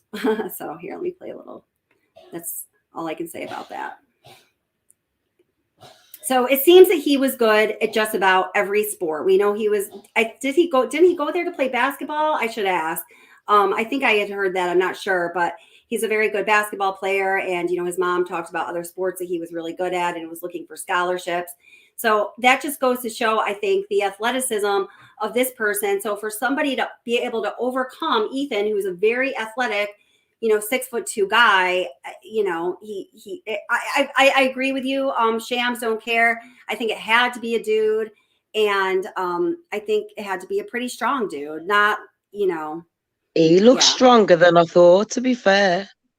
Yeah. Yeah. You think two girls would equal to one strong guy? I don't know. Because you have to think when there's two people, and I don't know too much about this. Personally, go ahead. I genuinely think it was one person that attacked, but I don't know if there might have been another person there to help out, with the not the cleaning up. Sometimes you need a bit of a backup. Yeah. Yeah. Yeah. I don't know about you two, but back in the day. None of the evidence, it looks to me like none of the evidence or the crime left the house except the murder weapon. Right. Thank you. Yes. Yeah. That's And weird that to is me. too Literally. suspicious. Yeah, No, I agree with that's so that. crazy. And I genuinely absolutely agree with think that. you got to imagine you go in there and you thought that there was only the ladies in there, possibly, and they're going in at a particular time at night, not because we're thinking like a killer would. We're thinking now like an attacker. They think like the attacker. So you're going in at that time of night because these people are going to be in at that time of night, roughly sleeping. They're a bit drunk or whatever. Right. Do you know where I'm coming from? Yeah. They're a bit tipsy, or Yeah. whatever. And then all of a sudden, Ethan's woke up in the middle of the night for a wee. You're there. You're back up there waiting for you. You're the strong one. You're going in. You attack Ethan. You didn't mean to. You've only gone in to attack whoever you've gone to attack. They're collateral damage. But you have to get rid of the strongest one. Who's going to be you? Ethan. Right. So then you would think know that he you're was angry. the strongest one. Yeah, and you're Yeah. angry because you're like, I didn't expect him to be there. So that's like pumping you even more. I don't know if this person's on drugs or just angry, but there's no way you do that violence out of just straight up anger. You know, like someone Yeah. jumping in front of the queue. You ain't gonna do that like that. Something Yeah. has caused this person to switch, and not that night. This has been planned. Yeah. No, That's very It's just too possible. clean, like I said. I don't think it's possible, Kelly. I think she's dead on. I mean, this has been building and mounting, and whoever Yeah. made the choice. Sorry, it's DC. Oh yeah. Hi. Thanks, Welcome, babe. DC Prime Time. Yes. I Sorry. 100% agree that this has been mounting and building, and whoever had gone into that house that night went in knowing the risk and knowing what Yes. and knowing exactly what they were facing because they were watching and waiting. 100% my Yeah. opinion. Yeah. And you know, Ethan being there, I think that has got that person even more angry. And bear with me for 1 second, but everyone's thinking Kaylee because of what her dad said, worst attack. But you know, Ethan being there, the person's angry. Just for example, they wanted to attack Maddie. For example, they've gone in, Ethan's there, they're angry because they thought that Ethan's girlfriend was going to be there on her own, asleep, and the others. They've gone upstairs, for example, they've gone to attack Maddie. For example, people, this is just for example. They've gone upstairs, Kaylee's there. Kaylee wasn't supposed to be there that weekend. But they know Kaylee's there, but they don't expect Kaylee to be in Maddie's bedroom.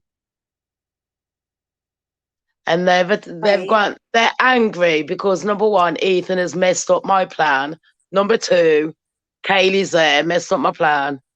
You know what I mean? So I'm thinking people are reading too much into it, and it's someone that 100% knows them. It's a man. It's someone that has either done some hunting or butchering. It's not someone shy, but it's someone with a bit of an anger issue. Someone that is into sports and a No, bit I agree with cocky. you. I agree with you. The adrenaline had led them Yes. to kill the extra two victims, whoever they were. But listen to me. I mean, we can't ignore the fact that Kaylee was there that weekend to say goodbye to Maddie, to show her Range Rover. We can't ignore that fact. And we don't have the ins and outs of the crime scene analysis. And that is going to tell investigators so much more than what we can interpret or foresee or speculate on YouTube. The crime scene data is going to tell the story.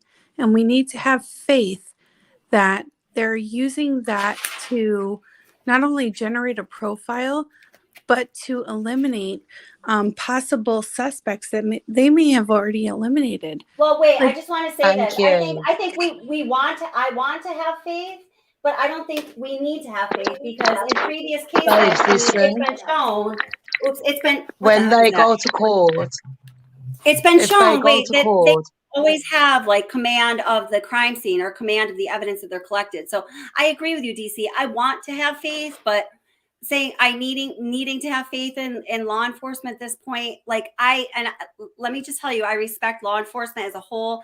I don't want to disrespect them, but in this case, there are just some indicators to me that tell me that there should be a little bit of concern. That's all I have to say about that. There only takes one to ring a bell if there's concern. why did she to say file that? the Because I report completely agree. in law enforcement. Yeah. There's one thing that keeps ringing in my head though. But Jack, we share a dog for the next 24 hours. Then I'm leaving to a whole nother state. Like, why would she? But we share a dog. But right. For how if much that was longer? I think that's pre-planned, totally relevant. I think it's totally relevant. yeah, that I she do was- agree. But Yeah. That's what I'm going back to what I said last stream of someone knew they could remember when I said that someone was close and knew that Jack was the ex, that Jack and her were fighting. They knew that the weirdo guy next door was weird and he messed with knives. yes. So there was a bunch of suspects around the house that everybody talks about like we do all day long. and it kept the real person out of the spotlight because of all the people surrounding that. If you think about it, it's only the people surrounding the house that gets talked about. That was almost pre-planned. Someone could have I could texted bet Jack, called. I And could to bet your you it's the point, security guard. no, I mean, yeah, who is the security owner guard of is the the number property? one profession for psychopath serial killers. Just I mean, and FYI. it's just as you just said that, like I ran through my head like several different cases where it was like egregious crimes where it was the security guard who ended up being the Yeah. perpetrator. I mean, Well, this who's is the owner of the property as well? Think about everyone saying, oh, everyone knows about the house and the ins and outs. I know the ins and outs of a lot of my friends' houses, but I don't exactly know exactly what time they're going out every single day. This person has got to be watching them. And I'm telling Or you from the This is why witness ferocity. testimony is so flawed. You have to go on direct physical, forensic, Yeah. and biological evidence in these cases. And in this case, I think there's going to be a ton. There's going to be a ton. Like Xana's dad was just saying, Kelly, this just came out. He did an interview where he said there's so much footage and DNA that's gonna catch this perpetrator. And I 100% agree on that. Like, you can't hide Well, this from is what I say. you can If you hide take behind them your to lawyer court, if you're singled I out. can't just say that you've done it yes. because you had the knife in your hand. I've got to prove that you was there at the same time. You had the knife in your hand and you had the intent to do it. Why you done it? They've got to You don't build have up to a prove lot of intent. proof, and You it's not can as easy as speculate people intent. think. You can speculate motive. But what you cannot speculate is direct physical evidence that ties Yes. your individual DNA to the crime scene. And that's where the crime scene analysts, and that is who I'm hanging my hat on in this yes, investigation. yeah. That's the last only hope thing. we have. My last thing I gotta think too is I keep going to literally they did no like testing outside of the house. It literally keeps thinking in my head that maybe someone literally came up to the door and the killer was inside and stayed inside the whole time. Grabbed whatever was closed, the weapon, closed the door, locked it, and took everything evidence-wise off. But somehow the killing, nothing involving the killings, seemed to not make it out of the house. It's really. I think the killer's still there, and I think the killer is someone Yeah, that's killer. in authority. Like, You don't call understand me the DNA stupid, but analysis. No, that's someone that is around there, like a security or something. I don't know why. There's gonna this conviction, God willing, is going to be twofold. It's going to be on DNA analysis or forensic biological analysis, and it's going to Thing is, this be on person's not going to care. elimination on based on what the digital information tells us, the GPS, the phone data. This is all going to play into it, and you can paint whatever portrait you want to for motive, but it's the physical evidence, the hard evidence, the metadata that's going to convict this That's killer. the thing. Everyone's going to want to know what the motive is, and this person doesn't matter what we think. I'm telling you now, this person doesn't. This is one of those people that's always going to have an excuse for why they do. Oh, that person done that to me. This is a snowflake. We get that. I mean, we get that in true crime. There's always going to be, and that's what winds me up. Simps for these killers. There's people that are going to marry these death row convicts, right? Well, because they're just so desperate and lonely. And I feel for those people, and I feel for the people that play into their narcissistic games. But this is not a game. 4 people This is real life. lost People, their lives. 4 people died at the and beginning of this their is for lives. anyone to sit there thinking it's okay to take someone's life just because you're angry or because you didn't get your own way. And if you're not angry that this happened to these 4 young people that we don't know, then you're not human. You're not. It's not Well, listen, human. guys. Listen, guys, here. I want to play a little bit of the food truck video, because I have several people in chat now saying, and I mean, this is kind of even aside. Oh, I was from going what to we're ask talking you about, to so- replay that, Jack. To replay that other one after? Could you replay that other one for me, please? Yeah, sure. Which one is it that you want? The phone call. No. What's that one after I first came on? It was brilliant. I'd never heard it before. He was telling us about Jack and not Jack, Ethan. No, there was something about Jack recently and his appearance at the corner club that has been about the picture. Oh, and they thought it was a policeman. Oh no. No. Yes, let's have a look at that. There was a gentleman with a mustache and a goatee and a Oh suit. yeah, that was me that said that. Yeah. Oh, okay. There you go. All right. Well, let me play the this. hair under the lip is crooked. Oh, that's and right. they- That's right. And we can definitely look at that again. Definitely. So let's watch this, because there's some people in chat who are talking about, especially the point where the girls walked away from the hoodie guy, who now we know to be Jack S, as we call him on this channel, and that he was really pissed. And I'm not sure. I'll try to get a little bit closer to that point, because I don't know if we need to watch the whole 10-minute video, but let's just take a look at that and see what we see here. So, oops, did I already bring it? Wait, where is the, let's see here. Okay, wait, I want all of you on there. Okay, here we go. All right, let's take a look-see. No, it's amusing, though. It's fun to watch other people miserable. Yeah. Have a good night. Hello? Okay, so here in the upper, for if people aren't familiar with this, in the upper left-hand corner, we see the guy who's wearing, it looks like the brown or black jacket and the hat back. Oh no, that's not him, because he has his. Wait, is that him? Hold it, or does he hold it? Wait, Kelly. Let me ask you go this ahead. real quick. This is a streaming food truck kind of deal, right? Where this is streaming, like broadcast to On people on TikTok, the yeah. internet. Yeah. Okay, so like anybody can access this. Yes, and it was Kaylee's sister apparently who found this.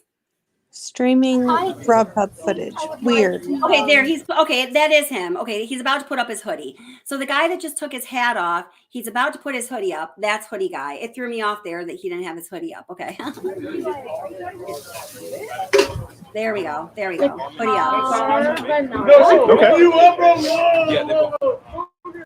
But can I have like a free grub truck on my app? Oh, yep. So what you want to do is we'll actually do this. And just for a bit of context, Kelly, I'm Cool. sorry. Thank you. Absolutely. The guy in the black many more hat do you in need? the top right-hand corner, he's servicing the food truck. And the guy below him is also in the food truck, correct? Correct. Yeah, that's Okay, right. thank you. So I'm just going to scoot this forward a little bit. So, because I want to see the interactions between the girls and hoodie guy. Okay. Oops. Oh, and by the way, this is taken from Plunder. I actually don't have the full 10 minutes on my channel. So Plunder, you rock. I love Plunder. Always first class, never anything other. And any mods that are not on StreamYard, please post Plunder's link. She's amazing. Oh yeah, absolutely. There's also a point here I want you guys to see where Kaylee takes a kind of like covert snapshot of Jack S. And for a while, I was wondering, is she doing that a la like Libby German style? Like she was creeped out by him or something and she took a picture of him, but I don't know if I think that's the case anymore. But anyway, let's see it. So Jack S. is about to come into the frame now that's in the bottom. Hey, big burrito pork here for you. Cool. Thank you. 478. Thank you very much. Where'd the pen go, guys? Where's my pen? How are you guys doing? How are you? I'm doing Here he is. fantastic. Now he's walking into the frame that's in the bottom left-hand corner. You can see him in both frames now.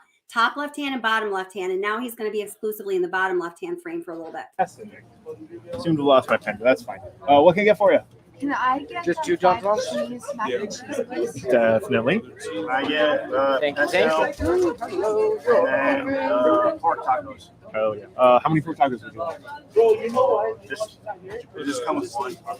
It's one, but they're like 6 to 7 ounce tacos. They're not like small little street tacos. I normally eat 2, 3 is a lot. for me.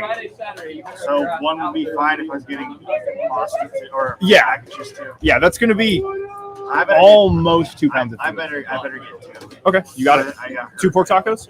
Done. 1 5 cheese, 1 basil pesto, 2 pork tacos, $24.50 for you. Thank you. That's for tacos, you guys. Let's see here. 79. Thank you. Thank you. I'm gonna do this. Hold on.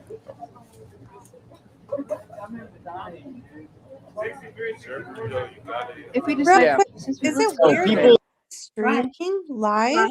What? It's weird that this taco truck is streaming. It's Like, just a fad. It's like a fad. That's all. well, I mean, fad, but weird. I don't know. It's a lot of fads are weird, honey. It's a Who's weird gonna fad. watch? Who's gonna watch this? This People obviously watch it or they wouldn't do it. It's an advertising outlet for them, I guess. I think that the idea along with it is that people can also people watch, see who's there. I think that's the idea. People have fallen. or watch. People have fallen over reviews for you. Sorry, I'm talking to Twitch stream. Oh, you're so Thank good. you. Absolutely. Thank you. How are you doing? Pretty good about yourself. I'm doing extremely well. What sounds good? Can I get a big burrito? Yeah.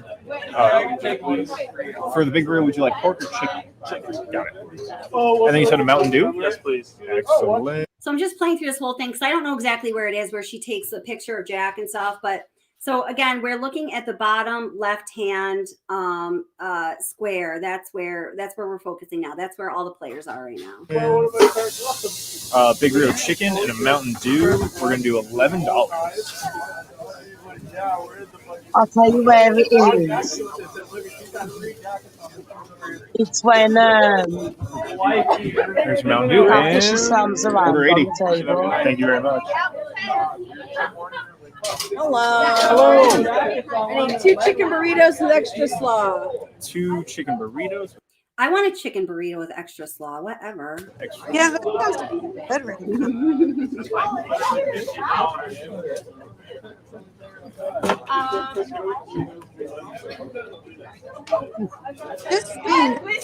$19 for I have that in England.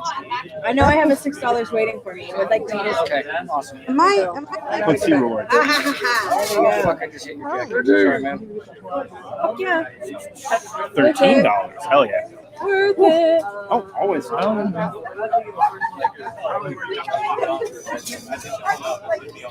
Order 81. Thank you. Thank you.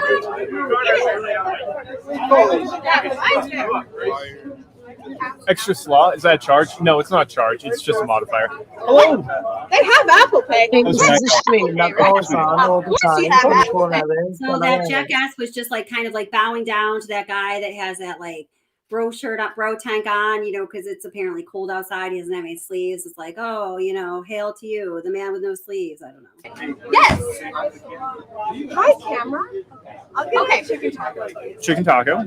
You got it. I'll do the 5 cheese mac and cheese. Please. Okay. I know your weather freezing.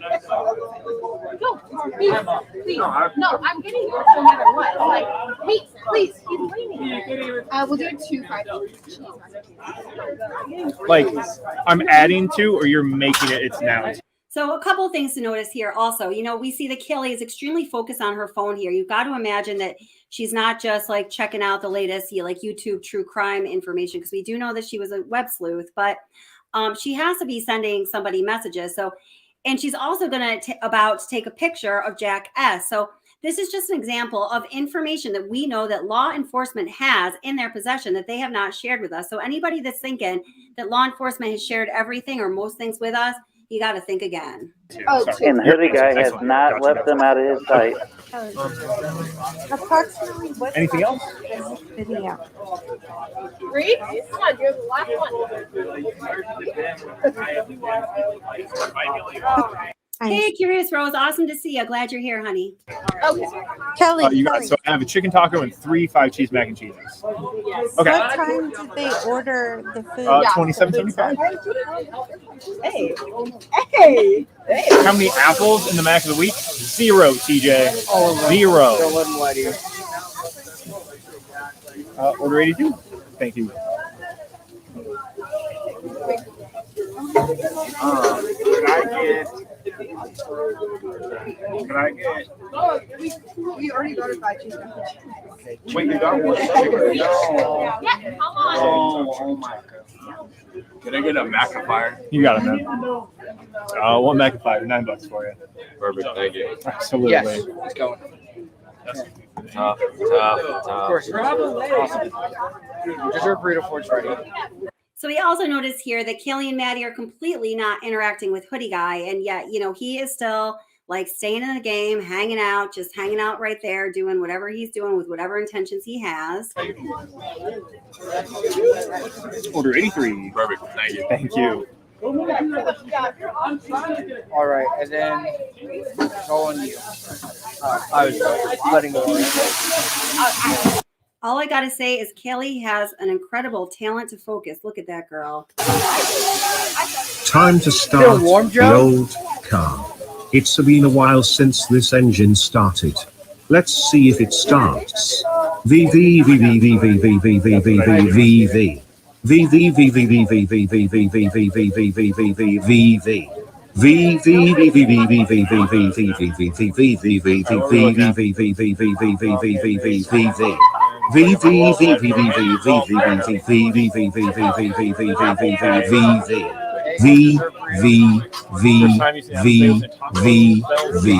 Oh great, the battery My is first time dead. was when we went to Well, the grocery better luck store next to buy time. donuts. For what? First time I used What's up with AI? well, NFC. I don't have an Apple device, so it wasn't Apple Pay. What the hell? I was desperate. For donuts? For donuts, yes. Never used like a phone NFC pay. I guess unless you count the tap on the card. Wait, say that again? Never used my phone till at like a store. Oh, really? Always had my cards. Okay. It's because you're too prepared, Derek. It's because I try not to forget my wallet. It's a good reason. That's not smart, to Derek. forget It's your probably wallet. good to not lose your wallet. Guys, yeah, great ticket times, honestly. Like, Luke, Tebow, really solid.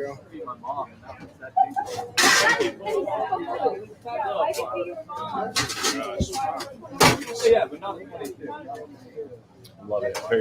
See, now you just see that Hoodie Guy was gesturing over towards Maddie and Kaylee, and still they're staying over in their own little corner there, really not paying attention to him. And this is like, I guess, why he became suspect. He's, you know, really just has his focus on those girls, except for when he's talking to the guy next to him, which there's a whole other thing about that guy as well that we can talk about in a minute, but let's keep watching. So, Joe, how close are we to you sitting down on Friday nights? I mean, that was a solid rush. It's a good thing that it ended, but this is Now, when Maddie just reached out towards Hoodie Guy and that other guy right there was a news outlet that claimed that she was, you know, blowing off Hoodie Guy or whatever, but there were people that were able to effectively enhance that was the a solid sound. rush. And what they found out was it was the other guy who was saying something like, "Oh, Maddie, you know, you're stealing your food or whatever." And she was like, "F you. No, I'm not." So if anyone had heard that, that isn't true. Somebody just made it up, like so much, you know, that happens with these true crime Rush. cases. It's a good thing that it ended, but this is Friday and Saturday in a row they got sit down round one. So I'm liking it. I'm liking it a lot, guys. Guess he's gonna need extra slow in a second. This bad boy. Tebow's thinking to himself, if I start slowing down on Meg, maybe I'll get to sit down. He's going to try to sabotage me. I actually was wondering if I was going too slow and you were going to switch it back. And I was really scared of that. That's what I was scared of. Nope. Yes, let that fear. You guys know, like, the highest ticket time I saw was 13 minutes, which is, I'm very satisfied. You guys have worked on the truck, and Derek and I have been the ones on Grill and Mac, and we've had longer ticket times than that. Like, you're doing well.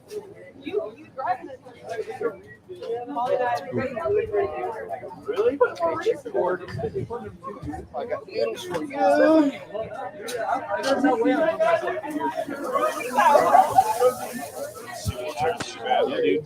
Kelly, can you narrate what we're supposed to be watching here? What's that? Can you narrate what we're supposed to be watching here? Yeah, Like- well, so what we're really supposed to be watching here, I guess, is the interaction between Hoodie Guy and the girls, or the lack of interaction. What I'm waiting for is, this is the only 10 minutes long total, so we've gotten through the most of it. A lot of people in chat were talking about when the girls left, and it looked like Hoodie Guy was really pissed. So I specifically wanted to see that, but I also want to see at the point where Kaylee takes a picture with her back towards Jack S, and from over her head with her camera, she snaps a picture of Jack S. Now, as more time goes on and that hasn't happened, what that tells me is that she must have done that very close to the time when they left. So some people have speculated, did Kaylee take that picture like in like Libby German style, like because she was creeped out by Jack S and she wanted to get a picture of it, or whatever the case may be. But we're almost at the end here, so I'm just going to wait it out. So that's what we're looking at. And just to be clear, Libby German, we're talking about the Delphi murders. Yes. Oh, yes, that's right. Thank you. And when Bridge Guy was coming across the That's Monon right. High Bridge, Thank you for and clarifying she was just taking a video of this guy who she thought was sus. Exactly. Thank you so much for clarifying that. I Okay. appreciate it. Reduce reuse. Lol. Yes. That gets on my nerves. And then, like, they want their numbers to be called. Are you knowing Tomahawks. What's the side for? How are you? How are you doing? And I mean, you can clearly see the body language with Maddie and Kaylee. They mostly have their backs towards him. There is like, they clearly don't want anything to do with him. How they ended up together, I have no idea. When we look at that newly released footage, when they're all walking down the street together and Kaylee says, Maddie, what'd you say to Adam? They look pretty friendly. He's walking with them. Like if you were to not know anything about anything and you watch that video, you'd say, oh, they're all friendly and they're walking together. But here, the body language is very off-putting, And just to clarify, Kelly, this is before they got the Uber to go home. Exactly, yes. And just left Hoodie Guy alone. In the dust, yes. Extremely well. That sounds good. Yes, the death by garlic and experience with it. Yeah, definitely. Death by garlic. We'll add chicken to it. Anything else for you? And then can I do the 5 cheese? And 5 cheese? Yes. And can I add chicken to that? Of course. We're doing death by garlic with chicken, 5 cheese with chicken. Anything else? Love it. $23. Here we go. So here, look, this is where she's taking the picture of Hoodie Guy from like covertly kind of. And she's not in the frame. Like she's not putting this on TikTok or I mean, Instagram. it very much appears she's not in the frame. Yeah. Okay. I don't know. Do you guys have any NFC go Ben? Any whatever sort of payment you have on your phone, we can take. No, You know it. Sorry, Okay. So wait, here we go. Okay. So yes. So I think the timing is important if we were still going to be looking at Jackass, that the last thing she really did with her phone before they took off. Now, this is again making me a little suspect of Jackass. I don't know. Was to take that picture of him like covert style. So now this is where the girls are starting to walk away. So then we're going to observe Hoodie Guy's reaction. Insert facing you with the chip, any other.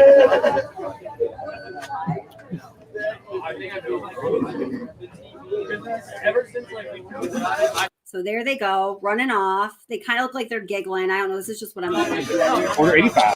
He's like, say what? And Kelly, just for perspective, because I'm super busy, but Jack S is the guy that was speared away to Africa, allegedly. Correct. Yes. Okay. That's right. Yeah. And so and then Can I get it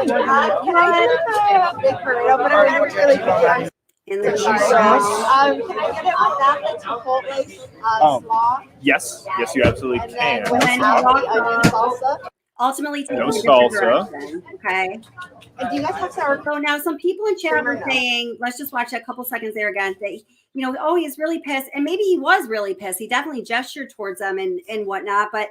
I mean, I personally, based on what we can see here, wouldn't feel confident saying that we know that he was really pissed off. But what I want to know is what you guys think. So let's watch that again. Order 85. Thank you. Can I do the big burrito? But I'm really picky on some cheese sauce. Can I get it on that? That's Chipotle slaw. Yes, you absolutely And can. then without the onion salsa. No salsa. All right, so that's all she wrote as far as that goes. What do you guys I think? just thought of something weird. subsequently later on, Hoodie Guy was walking with both girls. No, when Hoodie Guy was walking with them, that was actually earlier on, sweetie. That was okay. Yeah, so to put the whole timeline together, when Hoodie Guy was walking down the street with the girls, that was earlier on. That was when they were walking from the corner club to the grub truck. And then this would be afterwards when the girls just leave and he, goes off in the other direction. And they get I think something. allegedly to go back to their house. Correct. Yeah. Okay. Got it. Thank you. Say that it is. Okay. Say it is Jack D at the bar, right? Now we're gonna look at that hopefully, but Jack D's talking to the girls, and then out of nowhere, that Hoodie Guy leaves with them, but Jack stays.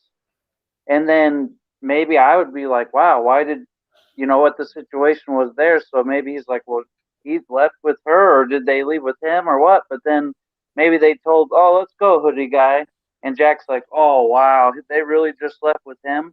So the Hoodie Guy's like, oh, yeah, I'm going to get lucky or something. And then next thing you know, they used him just to look jealous or make him jealous or something. And then they just hurry up and leave him like they used him. Yeah, very possible. Yeah. So it could be it's very possible that he did have bad feelings about that. But then, if we're being careful about what we're, and like you said, that could be very possible. Then you would take a picture behind your back to say, hey, look, see, I'm right here with him. That might, and hey, that's a different storyline, and that might be the case. And this is the picture, guys. Did I bring that up in the stream yet? That he is referring to. But we also have to be careful, just because although he may have been off put that they just walked away from him, that's still a long jump between, murdering 4 people with a combat knife, right? But I mean, you do make a very good point. 5-year relationship, walking off with another guy. I mean, yeah. But just be ignorant, Kelly. They're both named Jack. Right. Yeah. Okay. Yes. Jack S is Hoodie Guy. Jack D is boyfriend guy. So and then there's a Jake too. There's a Jake, and Jake is also Maddie's boyfriend. In some anonymous post that I was just reading, that we're talking about, that we're leaning more towards the fraternity theory, which is that Ethan got in a fight with someone at the fraternity house. Yeah. Remember, there's that big gap in the timeline, and Xana drew him away. But it was a big fight at the fraternity house that had a lot of background, and there was bad blood. We learned that Maddie's boyfriend, whose name is Jake, is also referred to as Rogaine. Well, we don't learn it just from that, but I've learned that from researching this. You see, the girls are surrounding that guy. If it is Jack or not, like in their little circle, but Hoodie Guy's off in another section, like, oh, I'm not part of that group. Like, it just seems weird that he's not involved in it. And then next thing you know, they leave and they're together. Right, exactly. Because that is, I should also point out, it's not circled here. Actually, I'm going to make a print where he's circled. It is Hoodie Guy is the guy with his back to the camera with the black hat on backwards. That is Hoodie Guy. So let me actually just edit one of my little pictures here where we can see that. Yep. And just to go back, Kelly, Rogaine, Jake, like, how does that fit in? Like, it was earlier on the stream. I don't know if I want to. I don't know if it's a lot of the same people. I don't know if I want to unhash that all again, but it's just saying here. I'll bring it into the stream. Just one second. Well, talk amongst yourselves for a second. Let me get all this stuff ready for you, because I got to do a lot of clicking back and forth here, which is fine. Okay, but why are they all named Jack or Jake? That's really nobody knows. I guess it was a popular name. I know it's annoying. Trust me, it's super annoying to try to talk about it. I wish I could remember what site I seen earlier. Someone zoomed in on that bar guy, supposedly Jack, and then they had a picture of actual Jack with the same hat on, but it was just their face close up. And that's how I seen the hair under the lip was crooked, because I have the same thing where my hair won't grow in certain places, and it looks like with him, it's exactly the same slant. It's not straight up and down his chin. No, I saw that. I saw it. Wait, so what are you saying then? It proves that it's Jack D? Everyone, I've been watching lives all day long, and only they said his hat looks the same, his shoe looks the same, his no one like brought that up, that his facial hair would be okay. more prevalent to match someone than their clothes. No, Okay. I haven't seen the shoes. I'm very interested in the shoes. Okay, so here, what I'm going to do is hold it because I'm working here as fast as I can. I'm going to put up a different picture where I've also circled hoodie guy, so everyone's just clear on who that is. And then I will go ahead and I'll enhance the picture in a different way, so then you guys can all see Jack close up. Okay. Okay. You're welcome. I just like to see it later time. I I'm aim to sorry. please. What's that? I don't trust like people's like community posts where they can overlay stuff. No, I feel ya. I'm sorry. No offense. I feel you. That's why we have to look at all of this with great skepticism, Absolutely. All right, there we go. So there's that. So in the red is Jack S or hoodie guy. Circled up top in the yellow is a supposedly, ostensibly, purposedly Jack D, Maddie, and Kaylee. And then hold it. I'm going to go enhance the footage, and then we'll get back to Rogaine guy. You just got to give me a second here. I'll enhance the footage so we can see Jack D a little closer up. But just give me a sec here. All right, it's going to take me a minute. I don't know too many people with offsetting facial hair. Like that's pretty much, everybody said, oh, the hat looks the same, the shoes are the same color. I'm like, yeah, but you can't really find too many people that have that distinct. No, it's like crooked to the right. If you're a YouTube creator, no offense, Kelly, and no offense to me or anybody else, but there are some unscrupulous YouTube creators that will overlay images in order to prove a point. And I think we were talking about this last time with J.M. Kelly. Yeah, with Joseph Morris. Please go unsubscribe. He's a fraud. Okay, Go sorry. ahead. It's okay. We can say it. We like to talk about it. All right. I'm just good at picking stuff out that is out of the ordinary usually with stuff, and everybody was talking about everything else, and no one could say that's for sure him. And I'm like, why hasn't no one said anything about? I don't even know what you call it, like a soul patch. No, I feel ya. I'm pulling that up right now. I think that's what it's called. It is a soul patch. Yes, bring it back. Soul patch. I've been waiting on lives all day long for someone to bring it up. No, but Oh my God, honestly, you're so in this funny. frame, like it's the shoes that really like struck me. I don't know, Kelly. What do you think? Let's see. Oh wait, shoot. I don't even know if I got the shoes in here. Hold it, because I'm trying to. I was trying to get the soul patch or whatever we're calling it here. No, somebody said in another post, like a community post, that that's the exact same shoes that Jack, same hat, boyfriend Jack, was wearing when he picked up the dog. I'm like, I'd like to see those shoes. Show me the shoes. Yeah, I have I have the image of him. Okay, there we go. Okay, so I do have the image of him picking up the dog, so I can try to get that up too. Just hold up. Wait a minute. You guys are making a lot of requests here. All right. Let's see. Yeah, we're demanding, but we want answers. I understand. That's why I'm providing. Okay, all right, I got you. Okay, All right, Kelly. Kelly, subscribe. Join the membership and such an accommodating creator. Okay, there you go. So there, and I put a little filter on it so you can see the mustache and whatnot a little better. If I brought it in any closer up, it really was like it was really, the resolution was becoming very poor. So unless you overlaid it like some other possible I could do that, but that might take me a little longer than I have right now. But I will bring up the image of him when he is walking the dog. But again, it's just going to take me just a second because I got to find it in my files here. But I will get it. I just looked at pictures of him without a beard, and it looks like his chin, his whole facial structure is actually to the right a little bit. It's not his soul patch. It's his actual chin is crooked. And that's, you can see in that picture at the bar, the whole bottom of his face is like towards the right. It's weird. It's not like. I mean, these CCTV footages can be a little distorted based on resolution, but I have seen like images or. That's what everyone wants to know today as new video emerged of victim Kaylee Gonzalez. Sorry about that. I pulled up the wrong one. Okay, I sorry mean, about that. I saw on Emma's channel that like he was like balancing some weird crap on his chin, like a circus. futon frame, an axe. An axe, What? a snowboard. Who was?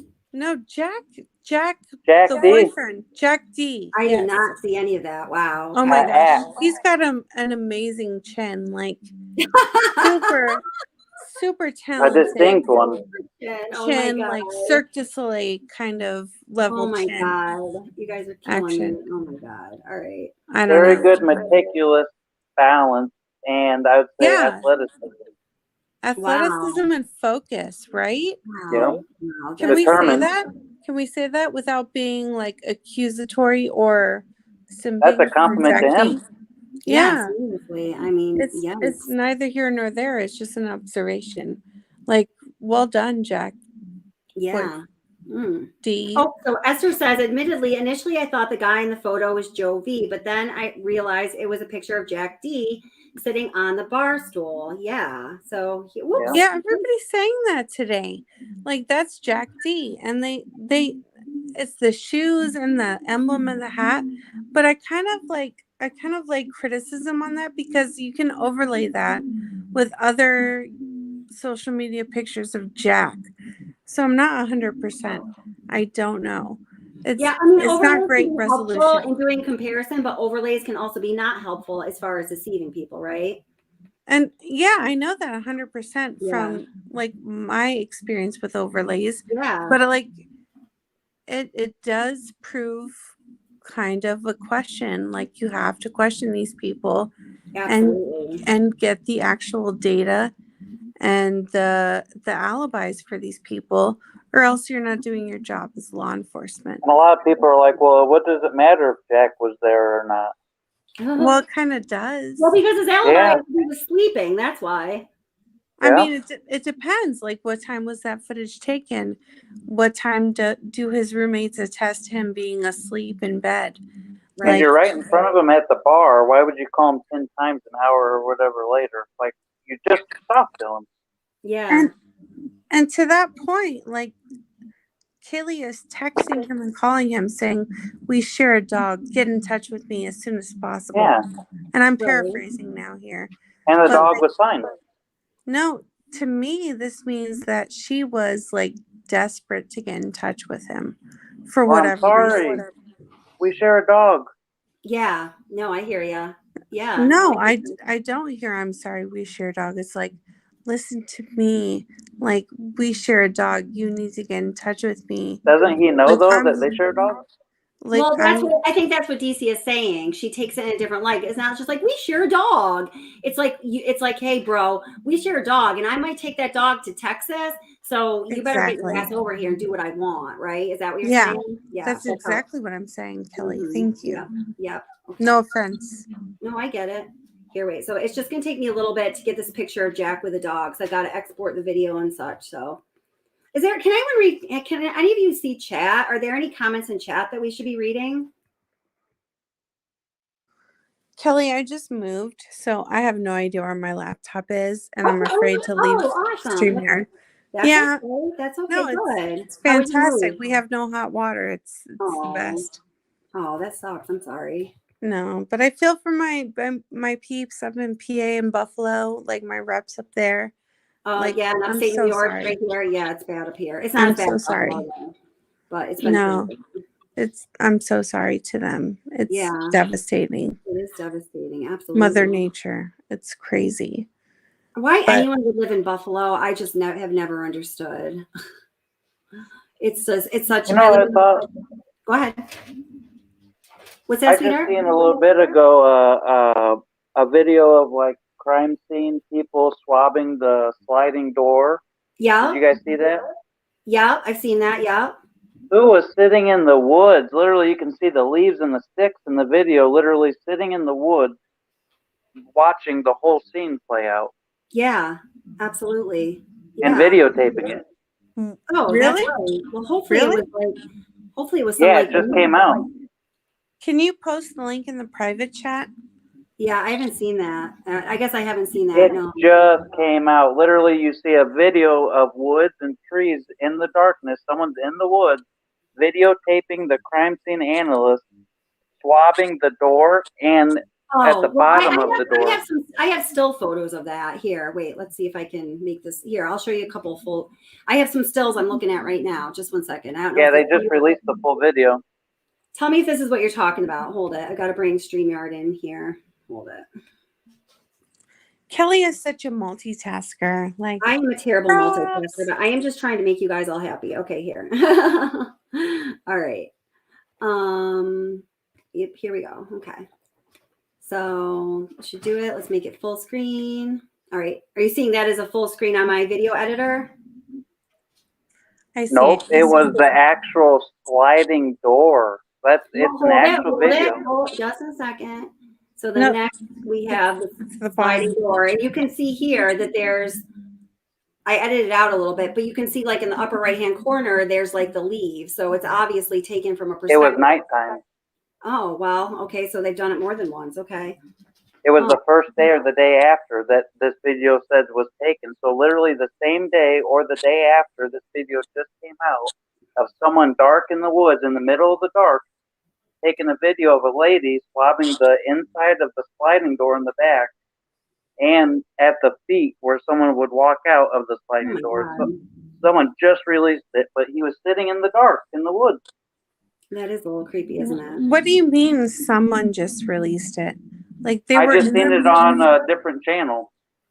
They were in the perspective behind the house, past the car park, into like the trees where it's kind of dark and everything. Mm-hmm. You can see it's dark out. Filming and there's leaves. Okay. Yep, there's leaves in front of the picture, and there's actually sticks and leaves, so you can tell they're far into the woods, and it's dark, and they look literally. You can see the picture of or the video of the crime scene people swabbing stuff, and who was it? I forgot what video. I just watched it. Okay. Well, go back into your recents and try to figure out what it was and post if you the go link. over to like the left-hand side of YouTube, and it might just say history, or you might have to.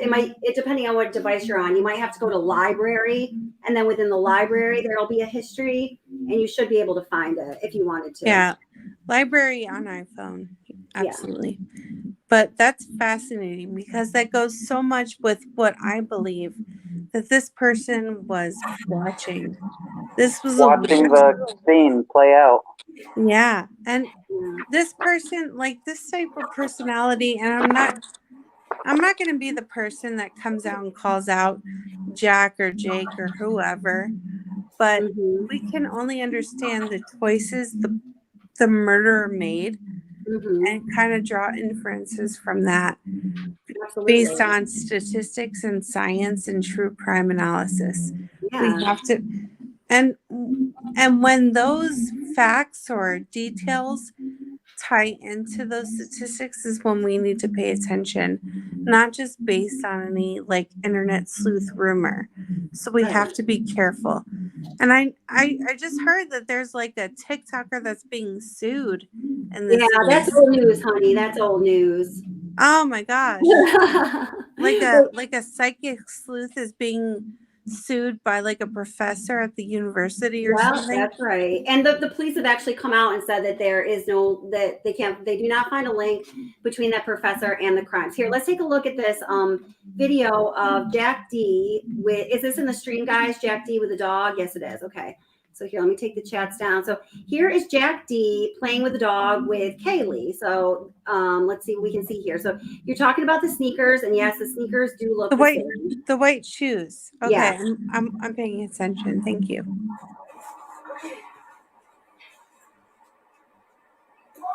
So slow. It's only 10 seconds long.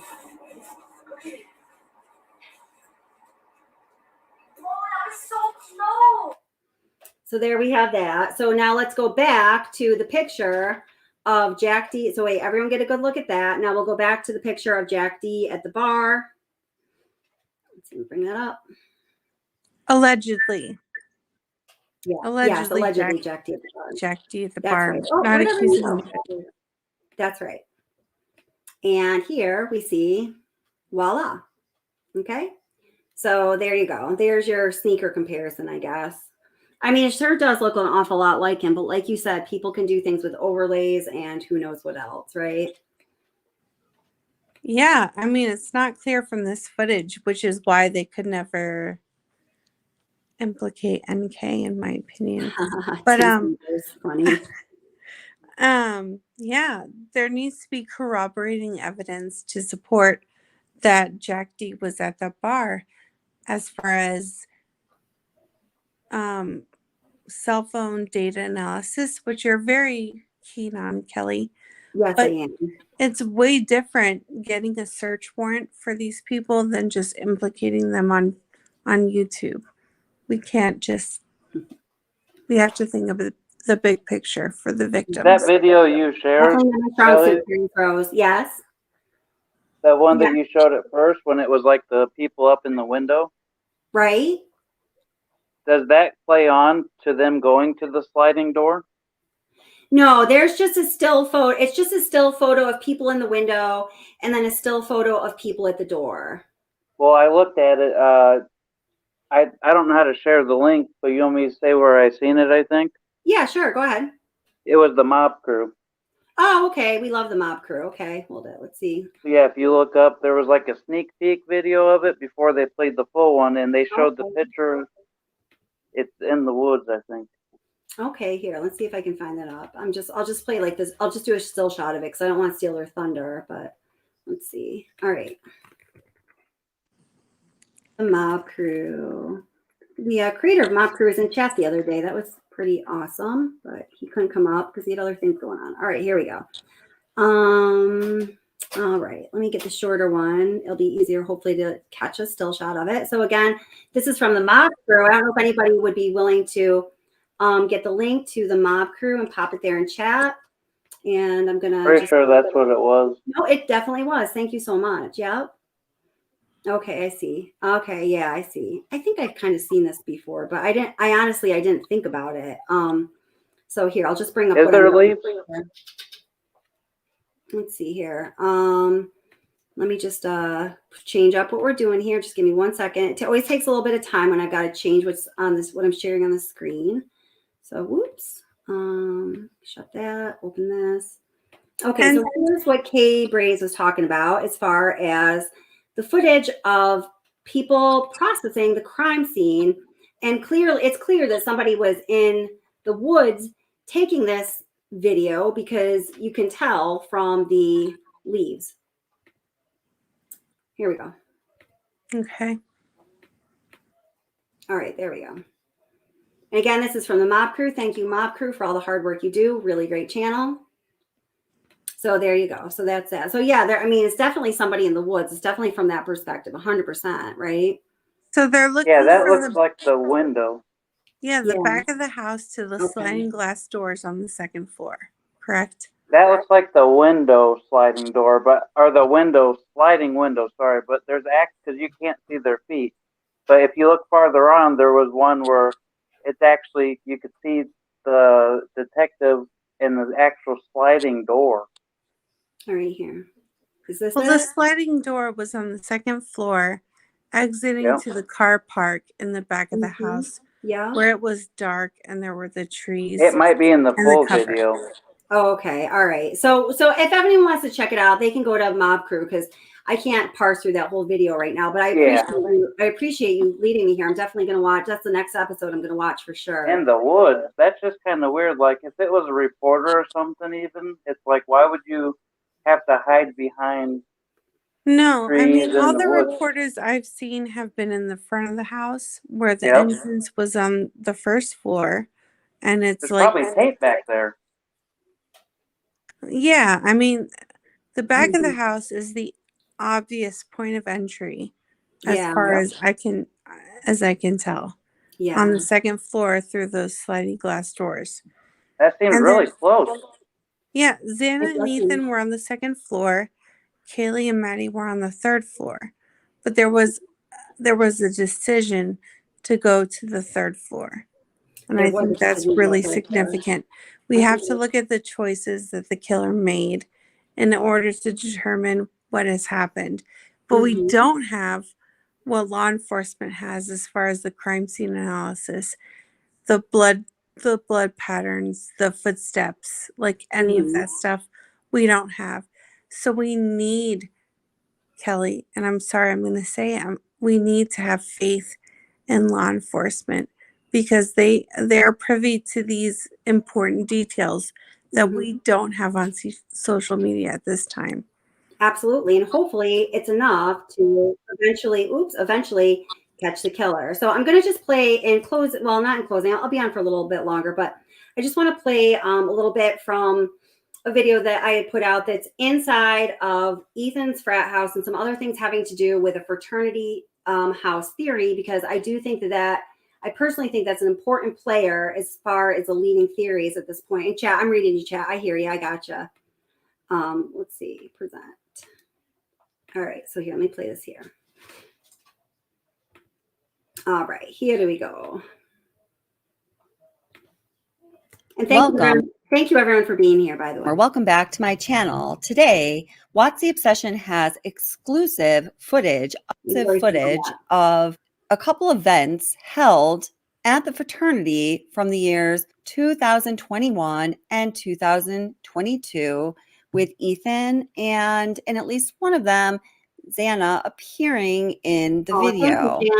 Anyone who follows this case knows that there is a huge gap in the timeline of Ethan and Xana the evening before the Idaho tragedy.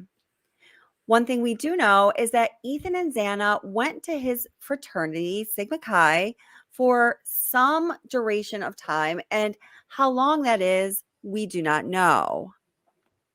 The most popular belief about this case, since there is no suspect and no one has been apprehended related to this case, is that it was a targeted attack and either Kaylee or Madison were targeted. I think the most popular theory is that Kaylee was targeted.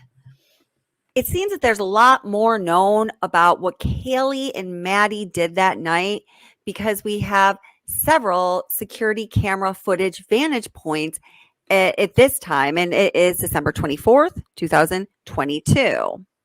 We have a tight timeline for Kaylee and Madison thanks to Kaylee's sister, Olivia. We do not have all of those details regarding Ethan and Xana.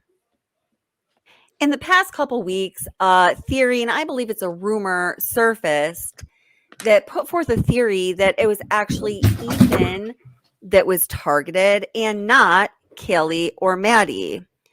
The rumor goes something like this. I personally haven't found anything to substantiate it. Ethan got into a fight with someone at the frat house. Xana kind of broke up the fight, said, come on, we got to go. And there was really bad blood. And that was the motive for the murder. I don't know. It just seems like a pretty lame murder to me, but you never know with this case.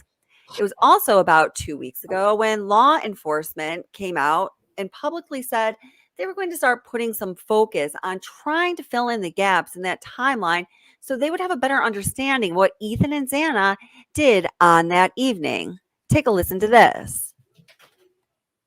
This morning, police zeroing in on the movements of two of the University of Idaho victims, Xana Kernodle and Ethan Chapin, the night they were murdered, looking specifically at the hours between 9 p.m. and 1:45 a.m. when the couple was believed to be at Ethan's fraternity. Why are you looking for more information specifically about where Xana and Ethan were in regards to his fraternity house? That actually seems to be one of the larger areas that we don't have a lot of information in.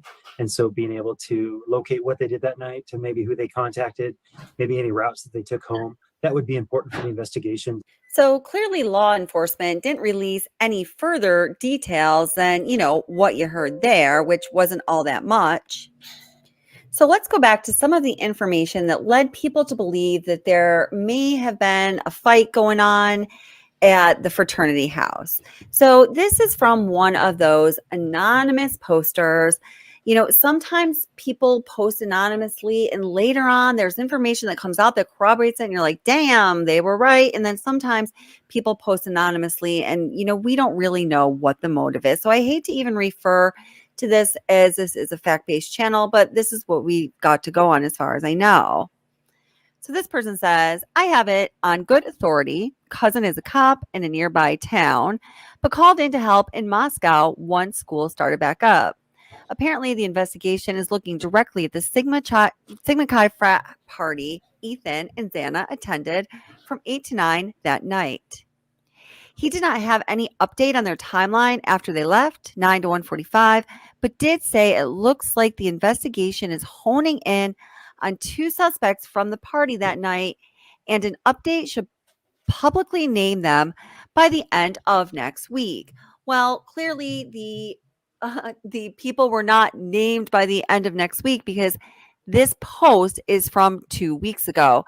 The only thing I can say to give it credibility is it did come out just before the police announced that they wanted to focus more on Ethan and Xana. So that's what I got for you regarding this.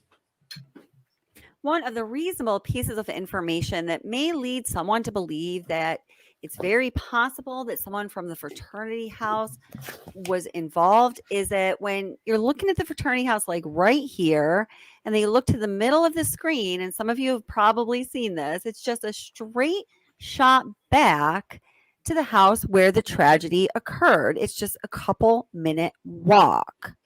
So if you go a little further into looking at what's going on between the fraternity house there and the house where the tragedy occurred, you'll find that there is this pathway. It's a sidewalk. It starts essentially at the back of the fraternity house property. And in just a moment, when I show you the exclusive video that I have, you're going to see what that looks like. And then you go, you know, up the sidewalk, up the stairs, right into the driveway, and in the back door, first floor of 1122 Kings Road. So how about that? And then here, this is just another perspective, looking at the house kind of from the side, and you're sort of looking on to where the sidewalk would be, where it leads you right up to the driveway that takes you right in through that first floor door. Wait. So about Wait, just one second. Just 1 second. What's that? So Sigma Chi House had a first floor No. pathway? No. I was just showing you the pathway. There, the pathway from the Sigma Chi house leads direct, like right here on the right-hand side of the video here is the Sigma Chi house. And like right in the middle of the screen, right beyond the Sigma Chi house is 1122 Kings Road where the crime happened. So I'm just saying how close it is. And then I was showing here, I'm showing the pathway back. If someone were on foot walking back from the Sigma Chi house to 1122 Kings Road. So here it is again. Straight shot back to the house where the tragedy occurred. It's just a couple minute walk. So if you go a little further into looking at what's going on between the fraternity house there and the house where the tragedy occurred, you'll find that there is this pathway. It's a sidewalk. It starts essentially at the back of the fraternity house property. And in just a moment, when I show you the exclusive video that I have, you're going to see what that looks like. And then you go, you know, up the sidewalk, up the stairs, right into the driveway, and in the back door, first floor of 1122 Kings Road. So how about that? Wait, here, this Kelly, is just another perspective. Yes. Back door, first floor. Yeah. Well, back or front door. I don't know what you call it. I guess maybe it'll be the front door. So the first floor. The first floor of the Sigma, the first floor of 1122 Kings Road where the crime occurred. And then the back door would be the sliding glass Yeah, door. I guess so. So I guess maybe I said back or not front or front when I said back. I'm not sure. Okay. I just want to Looking at make the house kind of from the side, and you're sort of looking on to where the sidewalk would be, where it leads you right up to the driveway that takes you right in through that first floor door. And just another note about law enforcement putting it out to the public that they were interested in learning more details to fill in the timeline, apparently. regarding what Ethan and Xana were doing that night. I don't know about you guys, but I haven't heard boo about that from law enforcement since. Absolutely zero follow-up, nothing whatsoever. So at the very least, I think that's just really bad, PR. It doesn't make the authorities look good when they're not keeping any kind of a connection with the public or with the families or whatever it may be. And then furthermore, gosh, if they don't have this suspect like ready to cuff, hook, line, and sinker, ready to reel in right now, I just do not understand all of this inconsistent messaging they've been putting out. It's all over the place. And you'd have to think that at this point, if they truly don't have any leads, the public can do nothing but help, particularly in a small, close-knit community like Moscow, where people are living literally so close together. You have to think eventually someone would come up with something as far as a lead that would crack the case. I have a hard time believing otherwise. But since law enforcement doesn't seem to be helping us out too much, let's take a look at the inside of the fraternity house so you can get an idea of how big it is, what the layout is, how far back the property. Okay, go ahead. What's up? Before you move on to the frat house, what do you mean by inconsistent messaging from law enforcement? The inconsistent messaging as far as they were saying that that the victims were targeted, the victims weren't targeted, that the house was targeted, that just one victim was targeted, that several victims were targeted. They really went back and forth about that. Now, in the last live stream, I went on to clarify that a little bit, and some of the inconsistent messaging that was coming out was a result of the prosecutor's office and the police department putting out different messages, in the same timing that were saying different things. So there was apparently some disagreement among the prosecutor's office and the police department as to what the nature of the victims being targeted or not was. You know what I mean? Well, how does that tie into what the coroner said? Well, I mean, the coroner said a lot of different things. I don't really want to go into the coroner tonight. It gets to be a little bit of a deep topic. I don't think that's super relevant. Can we talk about another time? Yeah, we can totally. Okay. But Cool. so the law enforcement sheriff's office face fronting Moscow PD, right? The coroner versus the prosecutor's office have inconsistent messaging. Yeah. Okay. And then let's see, 40 Going West says, bigger fish running the show there and have been for a long time now. These are not messages or messaging. I'm really interested to know what you mean by that. That's an interesting comment. Thank you. Let's see. Okay. So Mrs. B asks, isn't the only reason that we think Kaylee was a target was because of what her dad said? If so, then Kaylee and Maddie's families were really close. So they only have those two to go off of. Well, actually, another reason, okay, a large reason that made people think that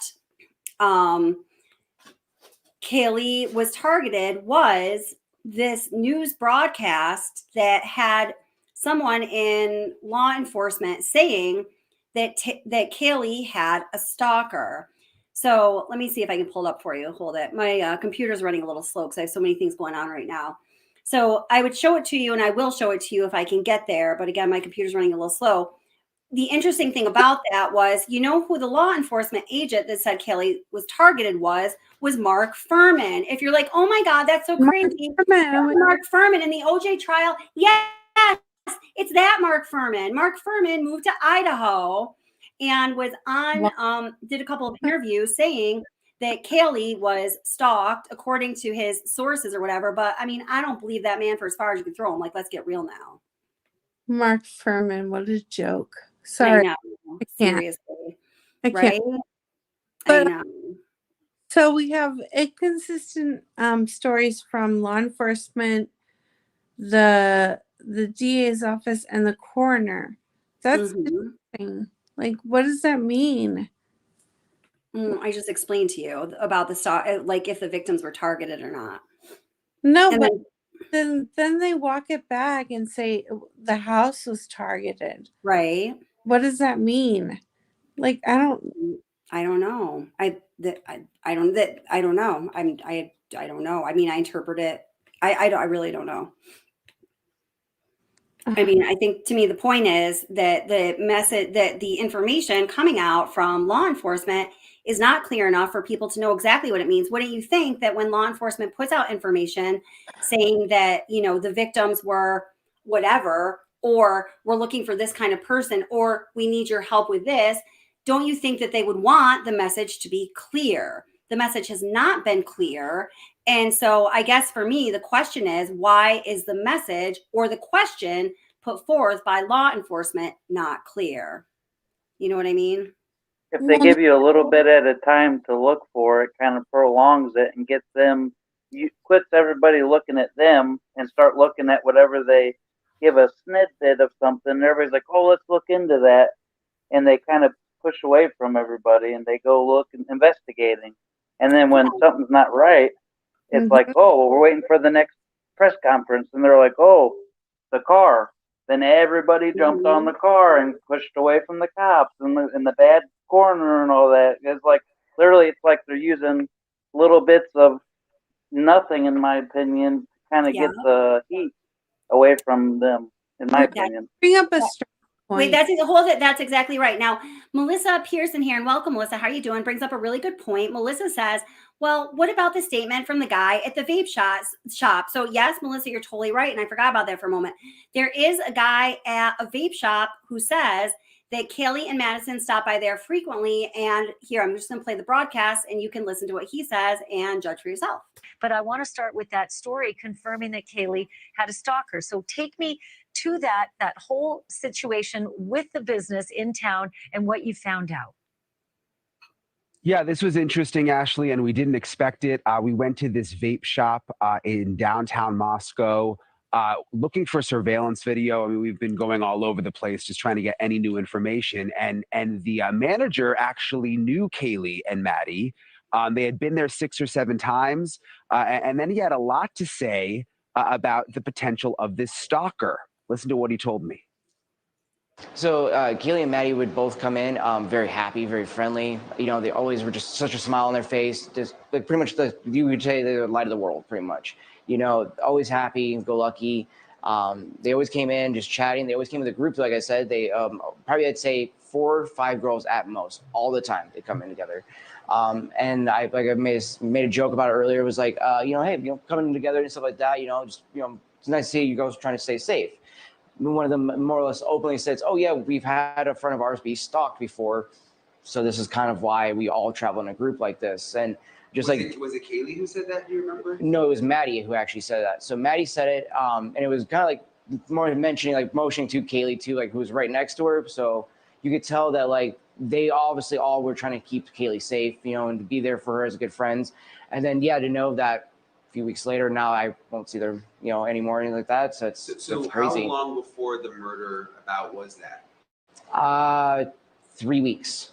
3 weeks. 3 weeks beforehand, because I was telling them I hope they had a good Thanksgiving break and everything like that too, because I didn't know if I'd see them again. So, because with a lot of the times with the kids, with the way after the pandemic, some of the kids leave in waves. So I was like, oh, I don't know if I'm going to see you this weekend or not. Hey, hope you have a great, you know, Thanksgiving with your family. And that was the last I saw them.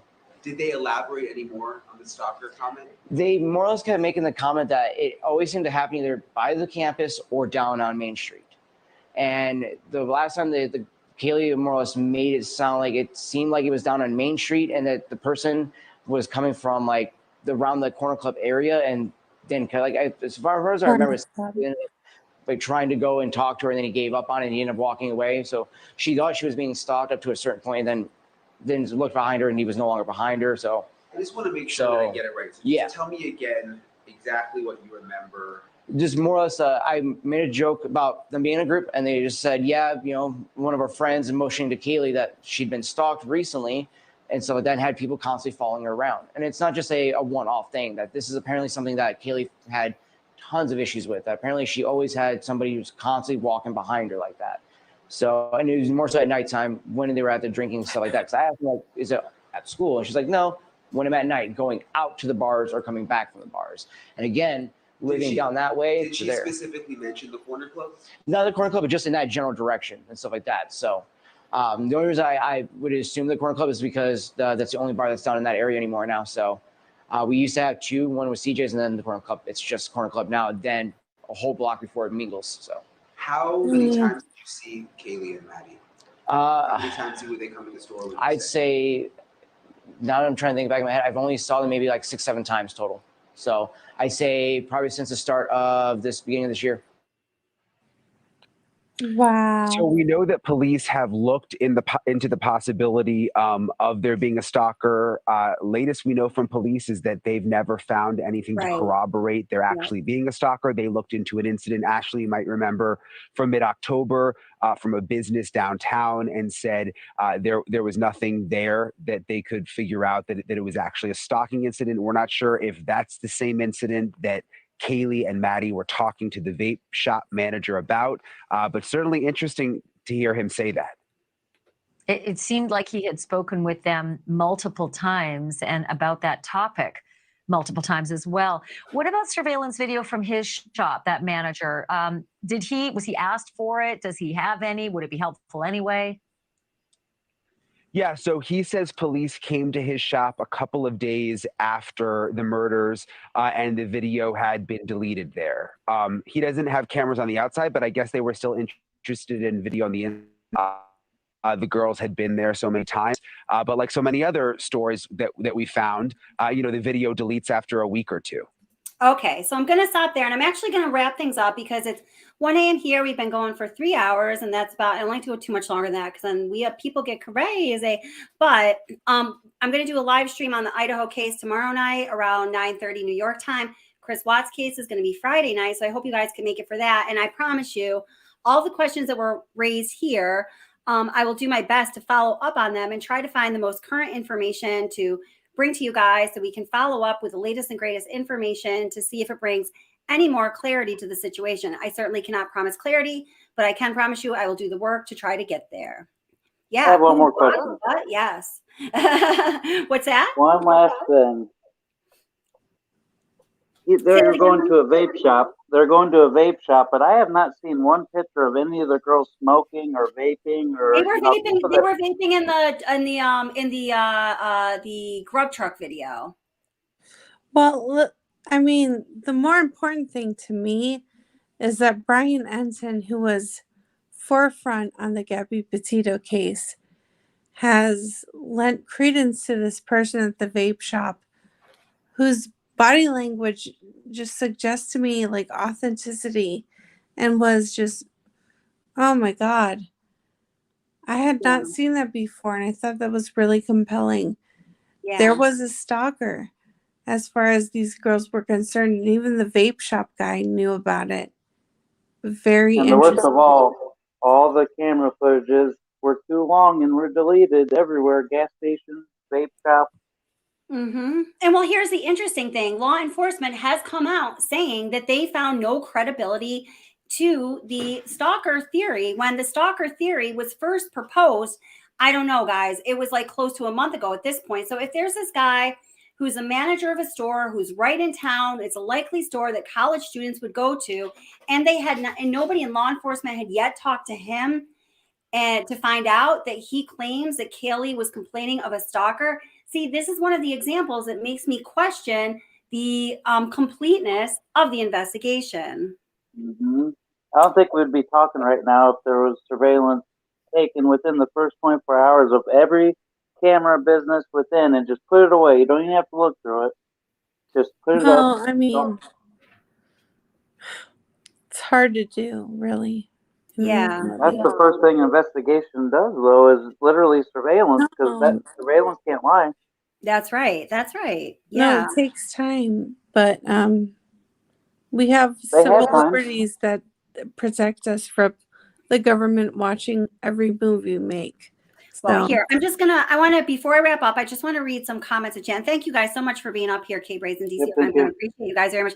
And also, Shams, you too. I don't know what happened to you, but I'm very glad that you came up. It was really nice to meet you. I'm definitely going to check out your channel. And yeah, thank you so much. So Valerie Miller here says, the person that killed them was mad, jealous, and crazy. Yeah. Definitely. I think so too. I agree. Rock Like a Cop says, yeah, thought the car was a red herring. I just don't know what's going on with that car. And even the little blurb that I read from the Moscow police website that gives updates on the case, it says, progress continues in finding the 2011-2013. I'm like, what progress? It doesn't seem like any progress has been made. I don't It's know. just deflecting half the internet sleuth interest onto that car, in my opinion. So Esther How long said, did it take for them to say something about the car? How long was it exactly when we knew? I'm sorry, I couldn't hear you, sweetheart. What'd you say?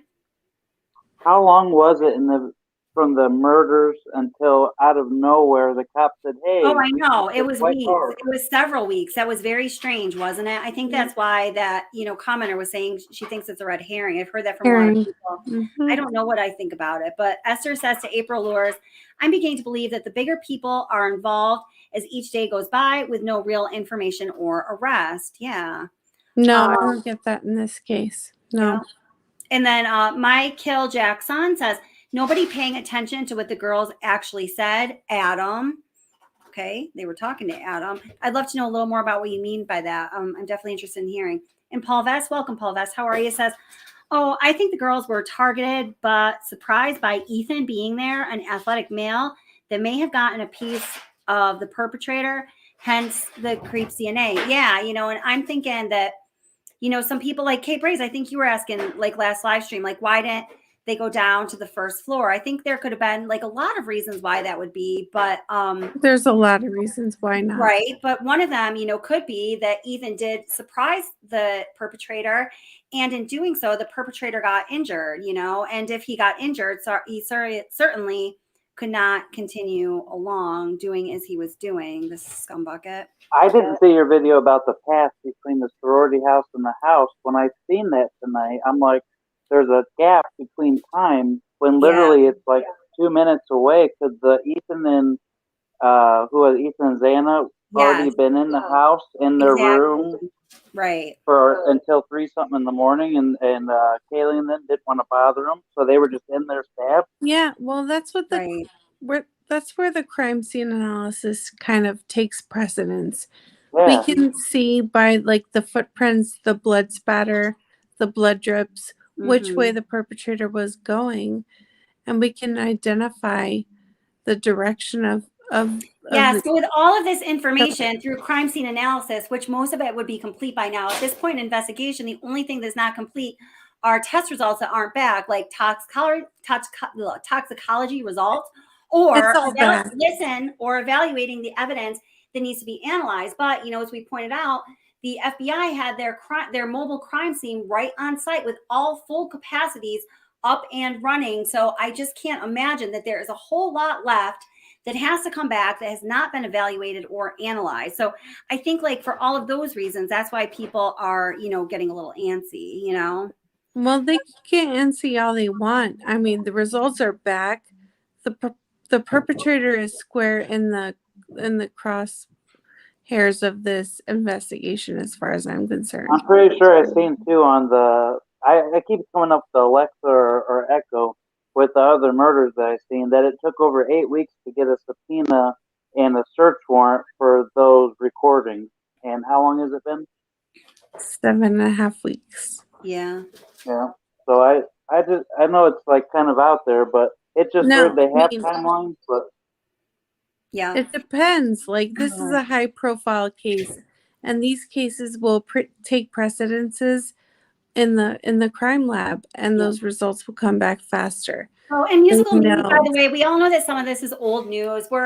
We're chatting and discussing about the case as a whole. And as I always like to tell people who complain that it's not brand new breaking news, I ain't Brian Enton or CNN. Sorry. Okay. Yeah, well, Brian Enton does his job, but the law enforcement officers and the crime scene analysis and the FBI, they're doing their job too. And we need to take faith. No, not everything.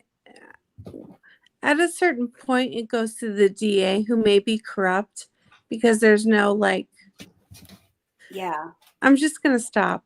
Kelly. I'm going to stop. Well, I actually want to I'm trying to get going, but GOC, yes, no, thank you. I wanted to read some more comments out loud, but I've been going back and forth to different footage and whatever, but thank you very much. I will definitely read through all the comments. I usually do, but I'm definitely going to read through all the comments tonight because I really want to follow up with all of the questions and great insights and all of that you guys had tonight. So I just want to thank everyone so much for being here. Shams and DC Primetime and Kay Braze, and also, oh gosh, who came up at the very first person? It started with a V. I'm so sorry. I'm getting a little tired. I thank you as well for coming up. I really appreciate everyone who came up on panel and everyone in chat, subscribers, members, and mostly always moderators because you guys rock. So thank all of you for everything that you've done. And I hope that you guys can be back tomorrow evening around 9:30 New York time, and we will discuss this case even more. So yeah. And so thank you guys so much. I appreciate you guys. DC and Kay Bray, thank you. Yeah, it's coming together, Kelly. Yeah. And we'll get there. I hope so. All right. Have a good night, Love everyone. you guys. Bye-bye. Love you.